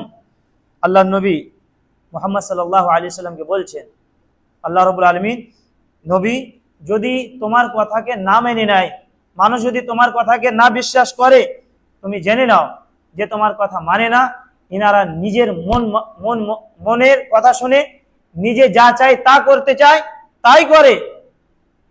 ইনারা আল্লাহ রাব্বুল আলামিনের নেক বান্দা নয়। সূরা ফুরকানের মধ্যে আল্লাহ রাব্বুল আলামিন এরকম ব্যক্তিরাকে বলেছে যে যে মানুষ শরীয়ত ছাড়া নিজের কথা মেনে নেয়, আল্লাহ রাব্বুল আলামিন বলেছেন, নবী সাল্লাল্লাহু আলাইহি ওয়াসাল্লামকে, আফারাআইতা মান ইত্তাখাযা ইলাহু হাওয়া। আল্লাহ নবী, তুমি কি দেখেছো এইরকম ব্যক্তিকে যে নিজের আত্মাকে নিজকে প্রভু বানিয়ে নেয়? জানো কি তুমি এরকম লোক যে শরীয়ত থাকা সত্ত্বে কথা বলে, শরীয়তের বিরুদ্ধে কথা বলে, শরীয়তের মানব না বলে কথা বলে, শরীয়তকে নিচু দেখানো বলে কথা বলে? এরকম লোককে আল্লাহ রাব্বুল আলামিন এই জায়গাতে বলেছে যে নিজকে রব, নিজকে প্রভু বানায়। এই যে শিরকের সব থেকে বড়, ফিরআউনের মতন শিরক। ফিরআউন কি বলেছিলেন? আনা রব্বুকুমুল আলা, আমি উচ্চ প্রভু, বড় প্রভু। তো আমার মধ্যে অনেকগুলো লোক যে শরীয়তের বিরুদ্ধে কথা বলে, এনারা নিজকে প্রভু বলে। এই জিনিসগুলো থেকে বেঁচে থাকতে হবে। কেউ যদি শরীয়তের অনুসারী না হয়ে থাকে, রাসূল সাল্লাল্লাহু আলাইহি ওয়াসাল্লামের কথা না মানে, ইনারাই হচ্ছে সেই লোক যে নিজকে প্রভু বানিয়ে নেয়। আল্লাহ রাব্বুল আলামিন এই আয়াতের মধ্যে স্পষ্ট করে বলেছেন, ফা ইল্লাম ইস্তাজিবু লাক ফাআলাম আন্নামা ইয়াত্তাবিউনা আহওয়াআহুম। রাসূলের যদি কেউ অনুসারী না হয়ে থাকে, ইনারাই নিজকে প্রভু বানিয়ে নেয়। এই জিনিসটি থেকে বেঁচে থাকতে হবে। তারপরে আল্লাহ রাব্বুল আলামিন বলছেন, কথা কি ছিল আপনাদের সম্মুখে? যে আলিমের থাকা সত্ত্বেও, আলিমের উপস্থিতি থাকা সত্ত্বেও কথা বলে, ইলম নেই, কোরআন জানে না, কোরআনের অর্থ বুঝে না, কোরআন যেইভাবে বুঝতে হয় সেইভাবে কোরআন বুঝে না, এইভাবে যদি কথা বলানো যায়, এই যে কত বড় গুনার কাজ হবে জানেন? আল্লাহ রাব্বুল আলামিন বলছেন, ওয়ামান আযাল্লু মিম্মান ইত্তাবা হাওয়াহু বিগাইরি হুদাম মিনাল্লাহ, কেউ যদি কোরআন ছাড়া, কোরআনের জ্ঞান নেই, তা সত্ত্বেও যদি কথা বলে, কি হচ্ছে পুরো দুনিয়ার মধ্যে সব থেকে বড় পথভ্রষ্ট। দুনিয়ার মধ্যে সব থেকে পথভ্রষ্ট কে? যারা শিরক করে তারা তো। কিন্তু আল্লাহ রাব্বুল আলামিন আয়াতের মধ্যে বলছে, এই আয়াতের মধ্যে ওয়ামান আযাল্লু মিম্মান ইত্তাবা হাওয়াহু বিগাইরি হুদাম মিনাল্লাহ, দ্বীনে যদি জ্ঞান না থাকে, আপনি যদি কথা বলে থাকেন, আপনি হচ্ছেন সব থেকে বড় পথভ্রষ্ট। সেই কারণে এইগুলো কথা বলানো যাবে না। কোরআন শরীয়ত থাকা সত্ত্বে, উলামা থাকা সত্ত্বে এইগুলো কথা বলা যাবে না। কেন? আল্লাহ রাব্বুল আলামিন আগে বলছেন, ইন্নাল্লাহা লা ইয়াহদিল কওমাজ যালিমিন, আমরা সবাই তো হিদায়াত চাই, যেন আমরা সঠিক রাস্তাতে আগিয়ে আসতে পারি, সবাই চায়। কিন্তু যদি আপনার যে কাজ, সে কাজ ছেড়ে দেন, উলামার কাজ যদি আপনি শুরু করে দেন, উলামার কাজ কি? জ্ঞান চর্চা করা। উলামার কাজ কি? দ্বীন শিখানো। যদি এইগুলো কাজ আপনারা করতে লাগেন, এইটা কি বলা যায়? জুলম। জুলম কাকে বলে জানেন? যে জিনিসটাকে যেই জায়গাতে রাখতে হয় সেই জায়গাতে না রেখে অন্য জায়গাতে রাখেন, এইটাকে জুলম বলা যায়। জুতো সেই জায়গাতে রাখা, জায়গা বানানো আছে তো, সেই জুতোটাকে আপনি ভিতরে করলেন, কি করলেন আপনি? জুলম। ইবাদত কার হওয়া চাই বলেন? আল্লাহ রাব্বুল আলামিনের ইবাদত। সূরা যারিয়াতের মধ্যে আল্লাহ রাব্বুল আলামিন কি বলেছেন? ওয়া মা খালাকতুল জিন্না ওয়াল ইনসা ইল্লা লিয়াবুদুন, মানুষ জিনের সৃষ্টি করার উদ্দেশ্য একটা, উদ্দেশ্য কি? যেন একমাত্র আল্লাহ রাব্বুল আলামিনের যেন ইবাদত করে। কেউ যদি আল্লাহ রাব্বুল আলামিনের ইবাদত না করে, অন্যজনের মানুষ বা অন্য সৃষ্টির কাউরে যদি কেউ পূজা পাঠ করে, এটাই তো শিরক, এটাই শিরক। এই শিরককে আল্লাহ রাব্বুল আলামিন বলেছেন, ইন্নাশ শিরকা লাযুলমুন আযীম, শিরক হচ্ছে সব থেকে বড় জুলম। কেন? ইবাদত কার হওয়া চাই? আল্লাহ রাব্বুল আলামিনের। ইবাদতটাকে আপনি আল্লাহ রাব্বুল আলামিনের জায়গা থেকে সরিয়ে অন্য মাখলুক, যে জিনিসকে আল্লাহ রাব্বুল আলামিন সৃষ্টি করেছেন সেই জায়গাতে রেখে দিয়েছেন, এটাই হচ্ছে জুলম। আপনি যদি হেদায়েত চান, যদি চান যে আল্লাহ যেন আপনাকে পথের প্রতি রাখে, অটল যেন রাখে, তো আপনাকে নিজের কাজ করতে হবে। আপনার কাজ কি? আপনার কাজ হচ্ছে যেগুলো জানেন সেই জিনিসগুলোর প্রতি আমল করেন। যদি কোনো জায়গাতে আপনাকে সন্দেহ হয়ে থাকে, কি করবেন? উলামাকে জিজ্ঞাসা করবেন। আল্লাহ রাব্বুল আলামিন বলেছেন, ফাসআলু আহলা যিকরি ইন কুনতুম লা তা'লামুন, তোমরা যদি না জানো, জ্ঞান অর্জন করনি, যাদের কাছে জ্ঞান আছে, কোরআন বুঝে, শরীয়ত বুঝে, কোরআনকে যেভাবে বুঝতে হয়, সাহাবাকে আল্লাহ নবী সাল্লাল্লাহু আলাইহি ওয়াসাল্লাম যেভাবে বুঝাচ্ছেন সেইভাবে যে কোরআন বুঝেন, ইনারকে যে আপনি জ্ঞান অর্জন করেন, আপনার কাজ এই কাজটি হচ্ছে। সেই কারণে আল্লাহ নবী সাল্লাল্লাহু আলাইহি ওয়াসাল্লাম বলেছেন, যে হাদিসটি আপনাদের সম্মুখে শোনাচ্ছিলাম, ইন্নাল আবদা লা ইয়াতাকাল্লামু বিকালিমাতিন মিন রিদওয়ানিল্লাহ, কোন সময় আল্লাহর কোন বান্দা কোন কথা বলে, নিজে ভাবতে পারেনি আমি কোন কথা বলেছি, কিন্তু আল্লাহ রাব্বুল আলামিনের প্রিয় কথা বলেছে। কেমন কথা বলেছে? আল্লাহ রাব্বুল আলামিনের প্রিয় কথা বলেছে। আল্লাহ নবী সাল্লাল্লাহু আলাইহি ওয়াসাল্লাম কি বলছেন? ইয়ারফাউল্লাহু বিহাদ দারাজাত, এই কথা বলার কারণে আল্লাহ রাব্বুল আলামিন তার স্থানকে উঁচু করে দেন, মর্যাদা বাড়িয়ে দেন। এই জায়গাতে অন্য ব্যক্তি কি করে? ওয়া ইন্নাল আবদা লা ইয়াতাকাল্লামু বিকালিমাতিন মিন সাখাতিল্লাহ লা ইউলকি লাহা বালান ইয়াহবি বিহা ফি জাহান্নাম, কোন ব্যক্তি এমন কথা বলে থাকে, নিজে বেরেনে রাখেনি কি কথা বলছি, কিন্তু সেই কথাটা হচ্ছে আল্লাহর নারাজগি,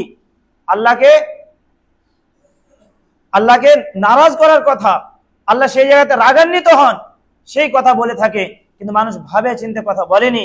সেই কারণে আল্লাহ নবী সাল্লাল্লাহু আলাইহি ওয়াসাল্লাম বলছেন, ইয়াহবি বিহা ফি জাহান্নাম, কয়েকটি হারাম কাজের উল্লেখ করেছেন, কয়েকটি কাজ হারাম, জেনা, ব্যভিচারী, এইগুলো অনেক জিনিসের শিরক।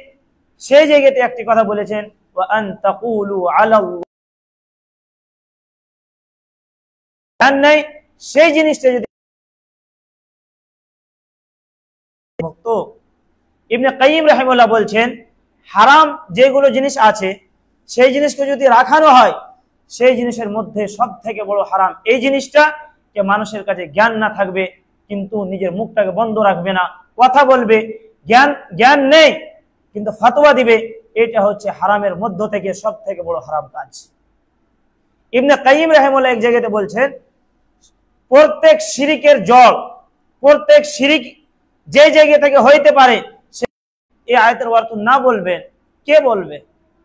সেই সময় আবু বকর রাদিয়াল্লাহু আনহু একটি কথা বলেছেন, আইয়ু আরদিন তুকিল্লুনি ওয়া আইয়ু সামাইন তুদিল্লুনি ইন কুলতু ফি কিতাবিল্লাহি বিরাই।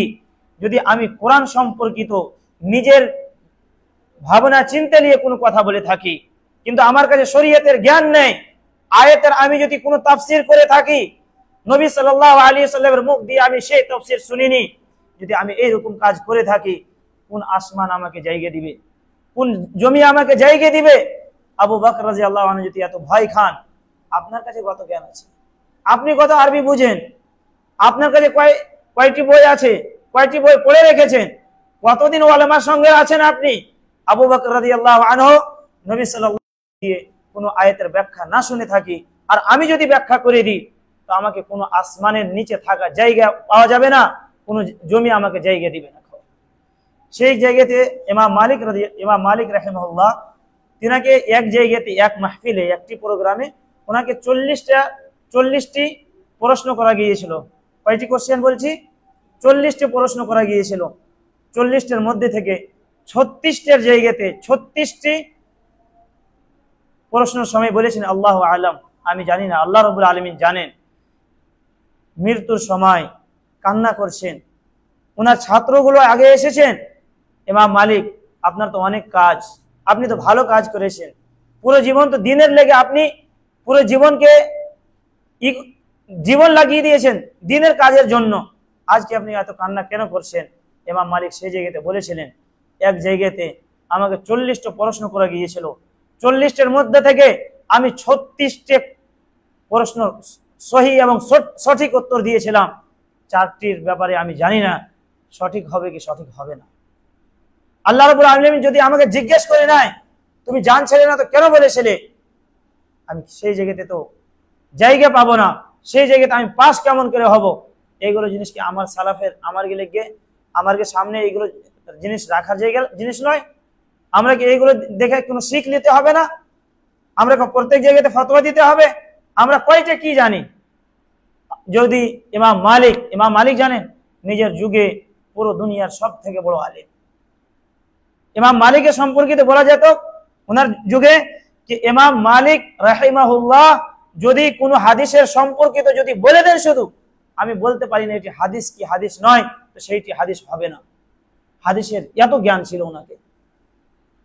খলিফা হারুন রশিদ বলেছিলেন ইমাম মালিককে, দেখো আমি তো বাদশাহাত এবং সবকিছু চালানো কেমন যাবে এই জিনিসগুলো নিয়ে ব্যস্ত হয়ে গিয়েছি, তুমি দিনে সব কাজকে দেখো। উনি বই লিখেছিলেন, মুয়াত্তা বই লিখেছিলেন, হাদিসের প্রথম বই ইমাম মালিক রাহিমাহুল্লাহ লিখছেন। কিন্তু যে জায়গাতে এইভাবে প্রশ্ন করে যাচ্ছে, ওই সেই জায়গাতে ইমাম মালিক রাহিমাহুল্লাহ এইভাবে ভয়ভীত হয়ে যাচ্ছেন, ডরাচ্ছেন। এইগুলো জিনিস আমাকে বুঝতে হবে। ইমাম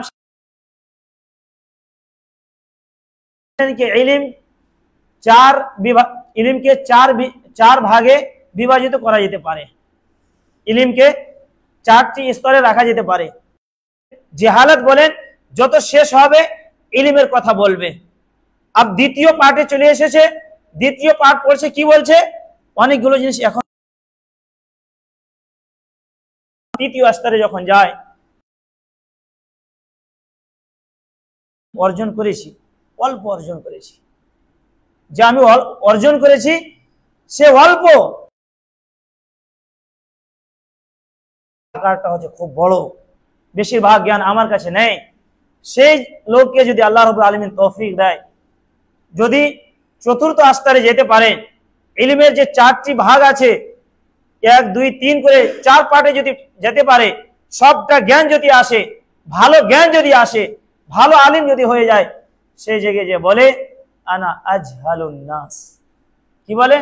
আমি কিছু জানি না, আমি কিছু জানি না। কেন? ভয় খায়, আল্লাহকে করে ভয় খায়। যদি কোনো জিনিসের সঠিক জ্ঞান না থাকে, পুরো বিশ্বাস ভাবে জ্ঞান না থাকে, সেই জায়গাতে কথা বলতে গেলে কি আল্লাহ